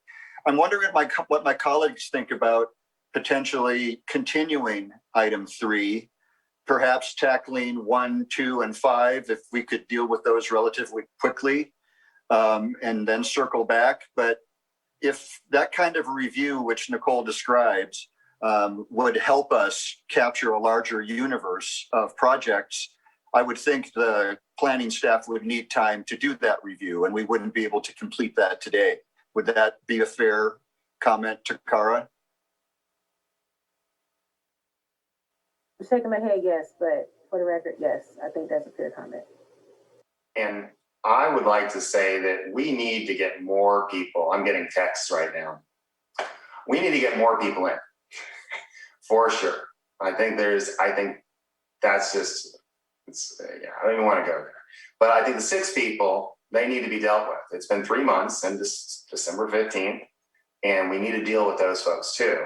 But I I am more towards early activation because there's consulting fees that people have gotten into. They paid the $9,000 to the county. You know, they had taken leases out. I mean, we have to make this more encompassing. But I want to deal with these other ones too, the 6. And so as long as we deal with the 6, I don't mind going from there, but we have to get some of these things going. I mean, because they're already deemed complete offices. So we've already admitted today, those 6 are deemed complete. And if we hold off, they're not going to grow, or they're going to take some even larger losses. I agree with Lance. I think we should definitely work with the 6 that we've already said, yeah. Now we can actually give them some direction to go and to move forward. I would like to see us put some type of thought and process into working with the ones that have projects that are incomplete but have been received.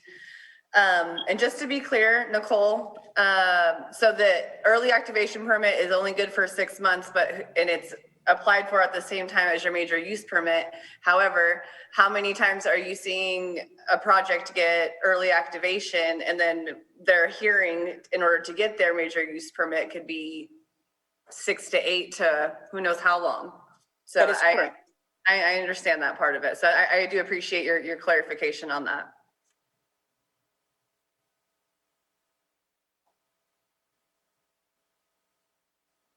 Dakar, do you see a way to take care of these 6 right now and then bring the rest of this back? Because I don't want to take care of it and then not deal with this.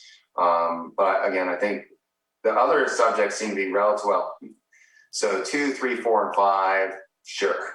We're dealing with 3 right now, but I know we can tackle 2. I know we can tackle, some more things. But I need to take care of the 6 just so I can sleep at night and, and not just be going, man, I mean, I'm a farmer. I've been farming forever. So I want to make sure those 6. But I think that now we're very aware of a problem that you brought to us, that there's almost 60 people that are going to be deemed incomplete. And if they have to start a CEQA again or just go through this. So how do you envision us getting these 6 through right now? My recommendation would be to adopt the language as presented before you. That will handle the 6 before you today, since they were deemed complete as of December 15, 2020. And then the second part of that will be to revisit this at a later date after we do the review of where everyone else is at in the process. Tokara, I was reading the language in your memo. This is a recommendation to the board, this particular? That you're correct. So that still have to go to the board. Right. So even with your decision today, your commission's decision today, you are making a recommendation to the board, and those 6 would still have to wait for the board's decision, and the board may decide to go in an entirely different direction. You can adopt the language today with recommendations that it be changed, or you can to broaden the definition of deemed complete to a particular point in the process, or you can continue it, ask staff to come back with actual language you can recommend, and then you can include that in your recommendation at the later date when you adopt that. But either way, it'll still need to go to the board for their decision.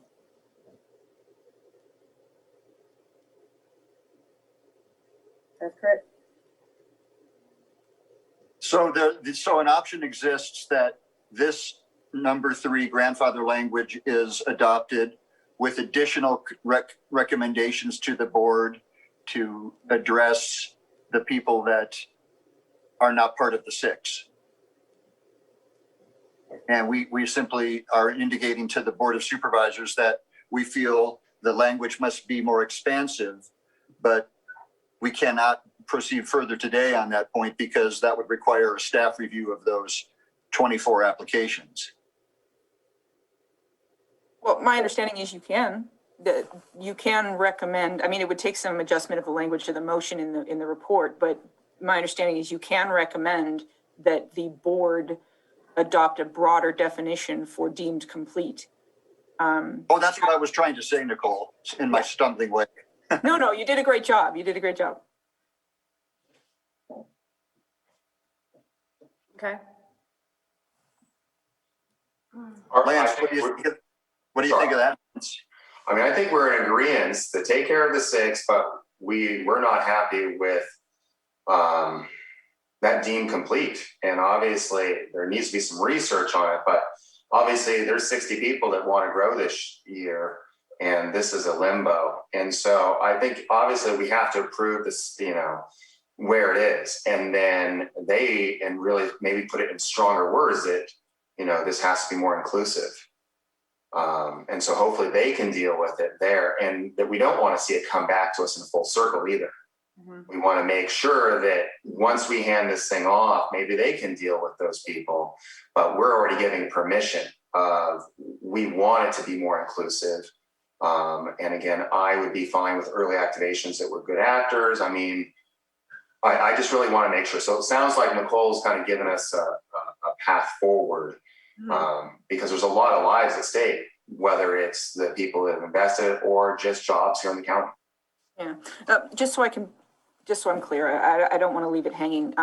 The reason I don't recommend using early activation as the standard to define the process with which to define deemed complete is because it is designed in the ordinance to be a quick permit, 6 months, which means you could run into problems for those people who have early activation and their 6 months have ended. And even if there is a continuance, it gets messy. You don't want to deal with trying to determine how to define deemed complete for that. If you're going to be defining deemed complete, you're going to want to do it in the process that is currently going on, and the longer process is major and minor use permits, and those give you more of an opportunity because the permit isn't going to the vested right isn't going to go away in 6 months, if that makes sense. Yeah. Right. And I just use that as one date. Another date could be when you handed them the $9,000 check for that MUP. Has it been 6 months, a year? Where is this in the process? Because that's a hard deadline. You've given the county $9,000. Has it been 6 months? Has it been a year? Yeah. I think there's a certain time frame where something has to kind of be, deemed complete. Yeah, and unfortunately, I can't give you more guidance on that because when it gets to the courts, they do it case by case basis and it fluctuates wildly. There have been cases where people have invested several hundred thousands of dollars in an application or a project, and the courts have not deemed them to have had vested rights. And there have been cases where people have invested $50,000 and the courts have determined that they do have vested rights, and it's because there are a number of elements that go into that analysis. So here, what we're looking at is not the individual applications. Here, what we're going to be looking at is the process and what people and the reliance people had on the previous process, and where in the point of that process, generally speaking, do we determine that their application has been deemed complete, that they relied enough on what was promised under the previous ordinance, that their rights have vested. I could speak towards the fee, if I may, Mr. Chair. Yes, go ahead. That fee only covers staff's time, and that's only for 40 hours. That fee, from my analysis, is not adequate for staff's time, which has led to some of the backlog. 40 hours is not adequate enough to cover an initial study and the preparation of a staff report and bringing it before all the review that goes into. So that 9,000, I may be getting too much into the weeds, pardon the pun, but that fee only covers staff time, and we are a fee-based department. So that's why that fee is there. Well, and I also agree that one cannot eliminate risk from the process, and people have to accept that. And just particularly with the EA, which is only 6 months in duration, things can change.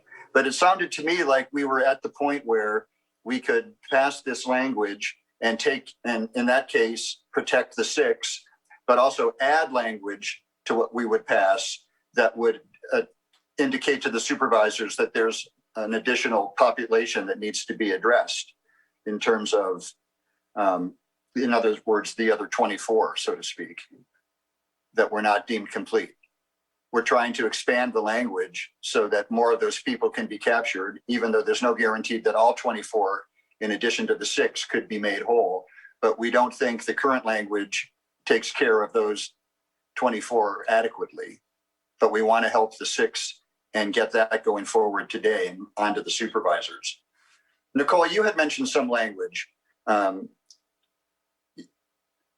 about expanding the definition. Something that...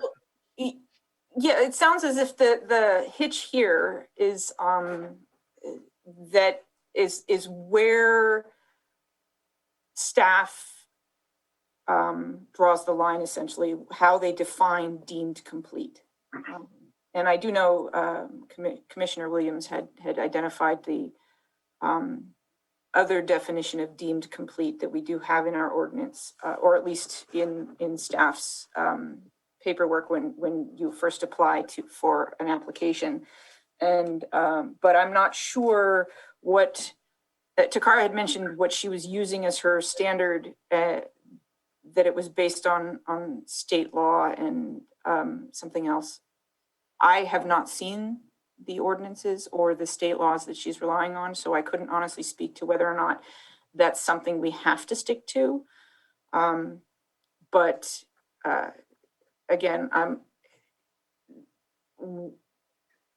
which parties are included and which are not in this particular grandfather clause will hinge on how deemed complete is defined. At what point is your application deemed complete? And that would be the language that would either include or not include the other entities that have applications in at the moment. Right. And staff would be better equipped to speak to where in the process and at what point an applicant will have, in a major use or minor use process, an applicant will have vested or invested enough in the process to be deemed complete for the purposes of this code section or this recommended language. And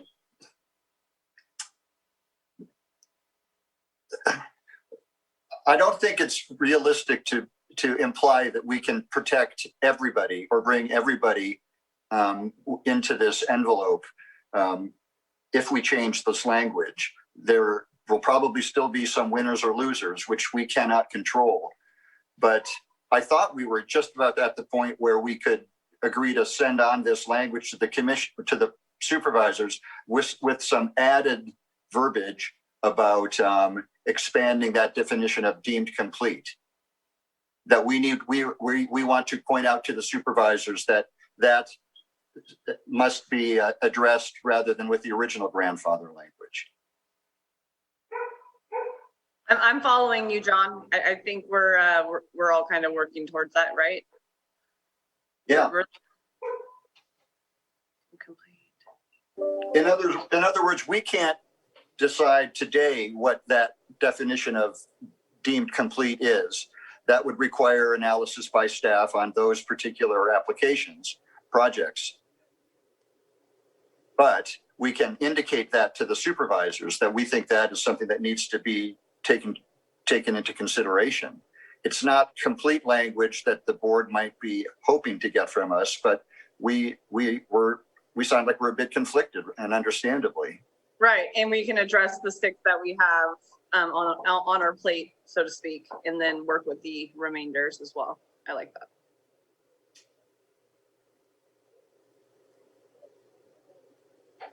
What would be the kind of language specifically to add then? And I don't know if Takara or Nicole is. Isn't 4, sorry to cut you off, isn't 4, I mean, I think they're working on it right now. 4 is the expanded language. I don't know if you can see that, John, in the yellow there. But yeah. The 4 is the expanded language, and that would take it out of. Oh, thank you. No, I missed the yellow completely. Thank you, Lance. Yeah. I just added it.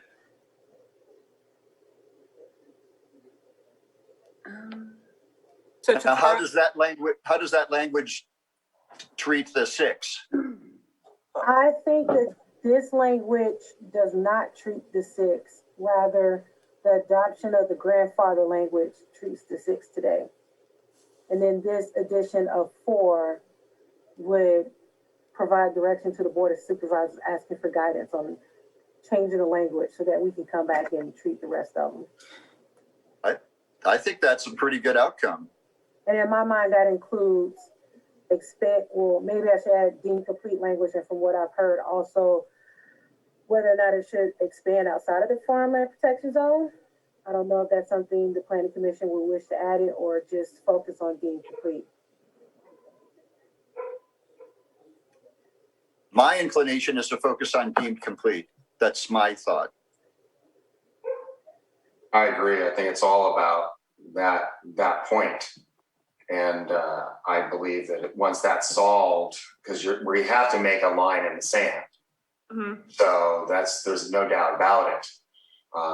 And I think that they have more constituents that will be verbal with the Board of Supervisors. So they will be watching it very carefully. And I know that we got comments. It sounds like only 5 farms commented. I think that if we're looking at a number that's much larger than 5 farms, that they will now be aware of this. So I'm happy with the deemed complete because they've got to contact their supervisors. I agree.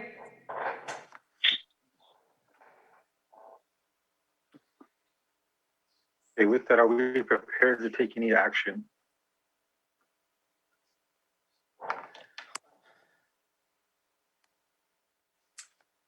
I think, Mr. Chair, in my opinion, at least on item 3, I would support passing that language and adding number 4 that we just discussed a moment ago as a way of addressing our additional concerns about the other applications. Okay, sounds good. Okay. So I'm making a last minute addition. Okay. Based on that, if the commission likes the way that the motions are written in front of us, I'm prepared to make a motion. Okay, I'm ready. Okay. I move that the planning commission find the zoning ordinance text amendment AM 21-01 is categorically exempt CE 21-01 from the California Environmental Quality Act, CEQA guidelines pursuant to 15061, section B3. Second. Roll call vote, please. Commissioner Hess, Yes. Commissioner Chavez, Yes. Commissioner Brown, Yes. Commissioner Price, Yes. Commissioner Williams. Yes. Motion so carries. I move that the planning commission recommend approval of the proposed zoning ordinance text amendment AM 21-01 for the reasons listed in the staff report dated February 25th, 2021.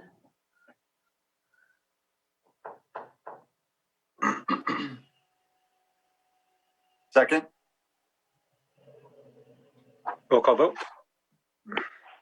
Commissioner Hess, Yes. Commissioner Chavez, Yes. Commissioner Brown, Yes. Commissioner Price, Yes. Commissioner Williams. I'm just confirming right now, we're just voting on number 3, correct? We're not, because we still haven't done any of the other items. And I'm trying to search through a phone right now to confirm this. Okay, perfect. Okay, as long as I see 3. Okay, thank you. Yes. Point of clarification, Chair.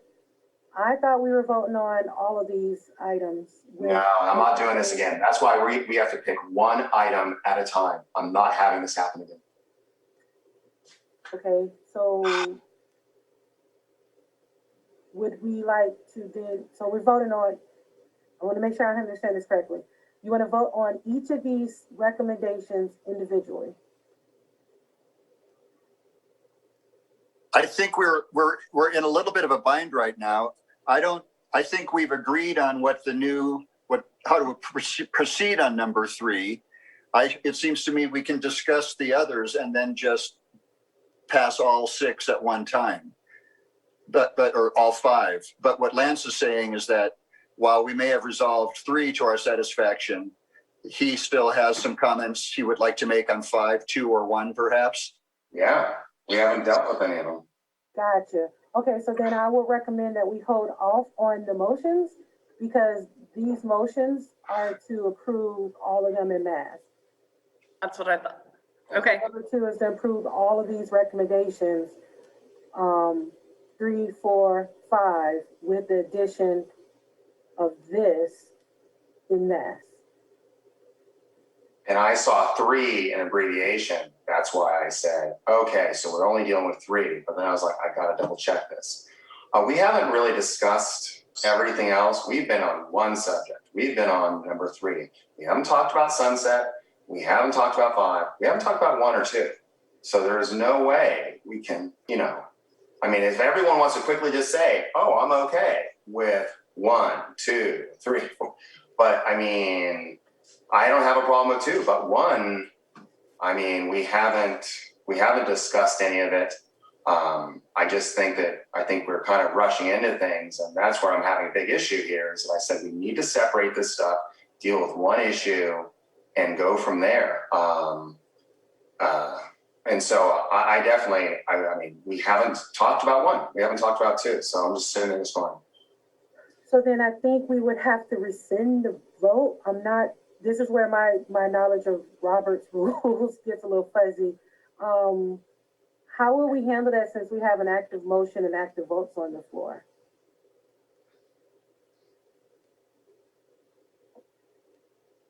I believe that we would have to move to rescind the vote we just took. And do I make that motion? And that renders, I think that renders our action moot. And then we can address these other items and pass them en bloc. Okay, so my question was, do I need to rescind the motion? I believe so. That's my understanding. Nicole may have a more nuanced view. Yeah, let's get Nicole to clarify, please.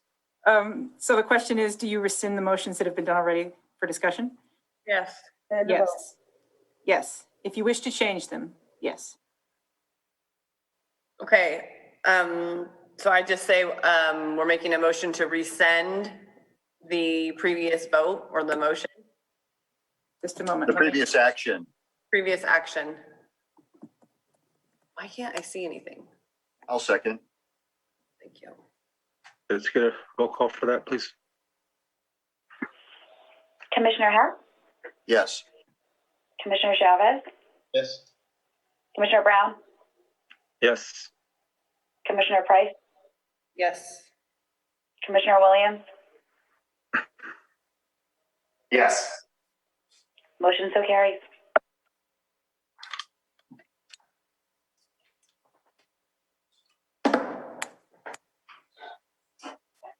Okay, so just really quickly, it's 1:10. Or do we need to take a break for lunch? What are you guys' thoughts just in terms of where we're at right now? I know for myself, I felt like the public comment spoke to the concerns, or the concerns were addressed by the individuals who commented. I don't have any issue with the language for any of the items. And so my understanding now is if we're going to deal by them one by one, who has the specific issues with those items? And if it's us as a commission, then we have to move forward with that. I currently don't. And so I'm just trying to understand based off of the public comment. We're not opening public comment again. Is that correct? My issue is number 1. So I just wanted to make it, think I don't have issues with the rest, but 1 is it can be complicated. And I was even willing to throw number 1 out to deal with it at another time. But the main importance to me, just so everyone understands where I was coming from, 2, 3, 4, and 5, I did want to make an addition to number 5 that I've not been able to do.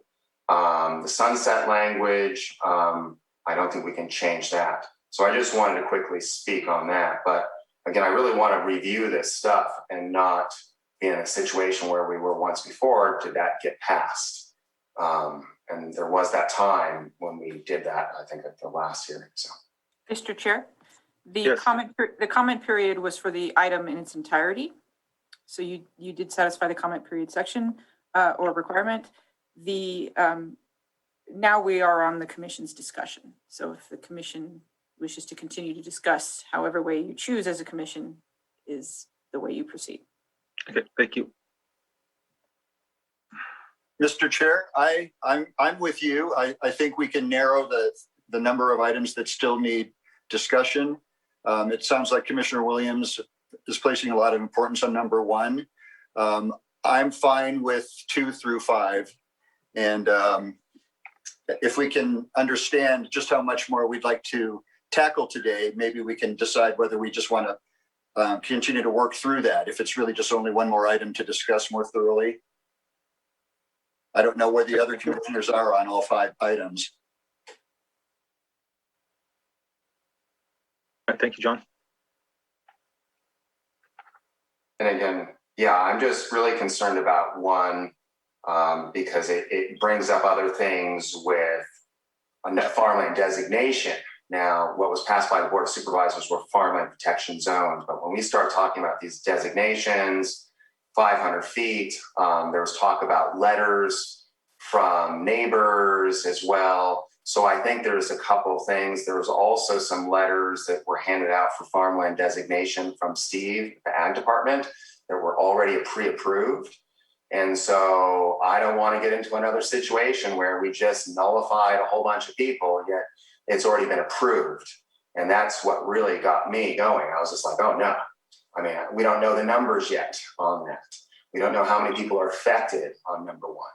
And now, I mean, I'm my system's in shock, saying that we've got like about 60 people that are affected by this other one. So I would just to say to table right now, number 1, and then I have no problems with the others. Number 5, it gives 20, 29, 53, and 175. I've been asked by my supervisor to add Bottle Rock Road into that in terms of just screening. Because there's a lot of people on that. That's been brought up before at the Board of Supervisors. But again, 1, just really, I need more information on number 1 to see how many people does this affect and how does it affect them? And so, and currently I believe if we don't make any moves on this, that these things will continue going forward as it is. And I don't know that anyone's waiting. But again, I don't know. Public comment's closed. Yeah, I think, I hear what you're saying. And, everybody had the right to comment during the public comment from the previous meeting as well. And so I mean, other than specific information you have, I don't have that information at hand and can't make a decision one way or other about that information. And so if there's pertinent information that is not being disclosed by the community because they can't attend, then that's not really something I can consider. I hear what you're saying in terms of the number of people who might be impacted, which I do have a sensitivity towards. So I would like to understand how we're going to work through that process to get to where, get to a goal that's going to have the best outcome. And I think we've discussed some of that. And so, I'd like to hear where everybody else is at and if they have any specific concerns with any of the items. I do not. If Commissioner Williams wants to table item number 1, I'm open to that. I feel like we've made enough headway to make some type of decisions today, but that's what I have to say. Mr. Chair, I agree that we could continue number 1 And that would, we would still be able to address the concerns that we heard most about today. Meaning people who are caught in this purgatory. And Lance, I think the supervisors did what they did with number 5 because they were focusing on the main thoroughfares. I would only be concerned about adding at one particular road that there are many people would like to have a road added as well. I'm not going to fall on my sword over this, but that seems to me like there could be a lot of people sitting up and saying, well, if Bottle Rock got added, why can't these other 10 streets or roads get added? Yes, and I think that has been brought up before as well at the Board of Supervisors. But again, I think I'll just reiterate it. And again, it can be dealt with at the Board of Supervisors because we're just looking at it here and it still has to be voted on there. That there's only a couple thoroughfares through Cobb itself. And so it is a main road. There's only, 175 and Bottle Rock Road are the main ones, and then Siegler Canyon. So that's what was brought up. If that has to be brought up at the Board of Supervisors, I will let them take it there. My main concern is number 1, though, is what it really comes down to.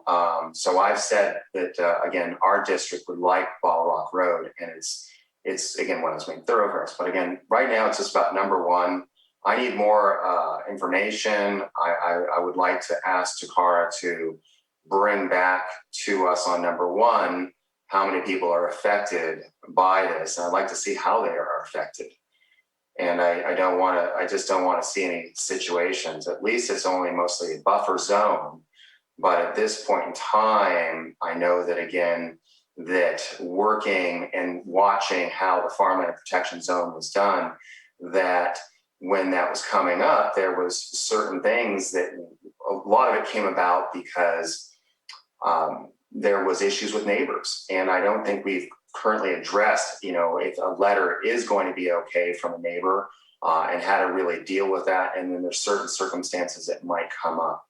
But that's what's really kind of getting me, that I think we really need to look at the whole big picture. And I don't think we're seeing it right now on number 1. So that's my only thing. As long as we can table number 1, so I don't have to hear from other people, like, how did this get passed? I feel very comfortable. Okay, with that, would you like to take the action on the motion, or so that way you can get exactly what you're stating read into that motion, or does somebody want to entertain? Mr. Chair, I would first like to move that the commission continue item 1 for further discussion. And I would ask the commission to take action on items 2 through 5. And I don't object to the addition of Bottle Rock Road, but I did want to make the point that could open up a conversation about a lot of roads that would like to have screening required as well. So if the other commissioners are comfortable with the motion to continue item 1, I'd be happy to do that. I'm comfortable. Do you need a second? Is that your motion, or do you need to make your motion? No, I didn't. I just wanted to take the temperature of the rest of the commission first. I'm good. I'm fine with it. I'm fine with that. Thank you. Well, in that case, Mr. Chair, I move that the commission continue item number 1 and pass items 2 through 5 with the addition of Bottle Rock Road added to number 5. If I may, commissioners, could you separate that out into 2 motions? You motion to continue to a specific date and time certain, and you can give the next commission meeting date if that's the date you're choosing, and then the next motion, or in whatever order you choose. Sure. The other motion could be to to adopt the language, or what have you for the other items or the other parts of the item. Thank you, Nicole. I amend the motion then to address only item 1, and that be continued to the next planning commission meeting. I'll second. Roll call vote. Commissioner Hess, Yes. Commissioner Chavez, Yes. Commissioner Brown, Yes. Commissioner Price, Yes. Commissioner Williams, Yes. motion so carries.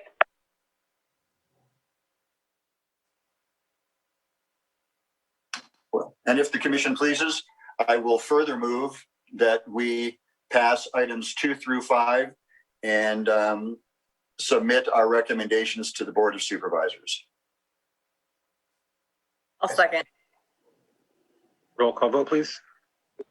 Commissioner Hess, Yes. Commissioner Chavez, Yes. Commissioner Brown, Yes. Commissioner Price, Yes. Commissioner Williams, Yes. motion so carries. Okay, note the applicant or any interested person is reminded that the zoning ordinance provides for us. Yes, go ahead. I'm sorry to interrupt. We still need to, make the motion on the categorical exemption, and the resolution of retention, for the, planning commission to make their recommendations to the Board of Supervisors. Okay, thank you. And could you post up that item? Is that possible?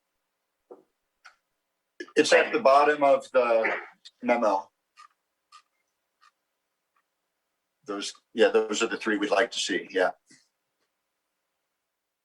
Or just those two, correct? These are the two remaining, because you passed. Oh, we the passed one, right. motion For items 2 through 5, you passed the motion to continue item number 1, to another meeting date. And I didn't hear a date specific. And then we still need to do these 2.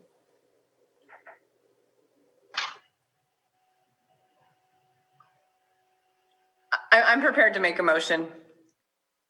I move that the planning commission find the zoning ordinance text amendment AM 21-01 is categorically exempt CE 21-01 from the California Environmental Quality Act, CEQA guidelines pursuant to 15061, section B3.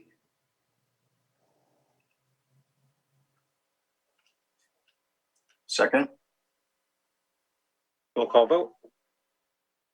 Commissioner Hess, Yes. Commissioner Chavez, Yes. Commissioner Brown, Yes. Commissioner Price, Yes. Commissioner Williams, Yes. motion so carries. Furthermore, I move that the planning commission render its final decision on the proposed ordinance text amendments within 10 days of said final decision in the form of a resolution of intention to the Board of Supervisors, recommending the formal adoption and approval of these zoning ordinance text amendments AM 21-01 as outlined in the staff report dated February 25th, 2021. Second. Roll call vote. Commissioner Hess, Yes. Commissioner Chavez, Yes. Commissioner Brown, Yes. Commissioner Price, Yes. Commissioner Williams, Yes. motion so carries. Okay, I'd like to note that the applicant or any interested person is reminded that the zoning ordinance provides for a 7-day calendar day appeal period. If there's a disagreement with the planning commission, an appeal to the Board of Supervisors may be filed. The appropriate forms and applicable fees must be submitted prior to 5 p.m. on or before the 7th calendar day following the commission's final determination. Tokara, Yes, sir.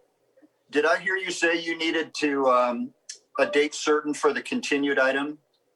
I only refer to the next commission meeting. That should be fine. They're Okay. preset meetings, they're regular meetings. So the next one is a date and time certain. Great. Any on-time staff updates? Office news? I do not have any at this time. Okay, thank you. We'll go ahead and adjourn for the day. Thank you, everyone, for your patience. Thank you. Thank you all. Go get something to eat. I don't want to get hangry. Good to see 1:30. everybody. Bye, John. Bye-bye.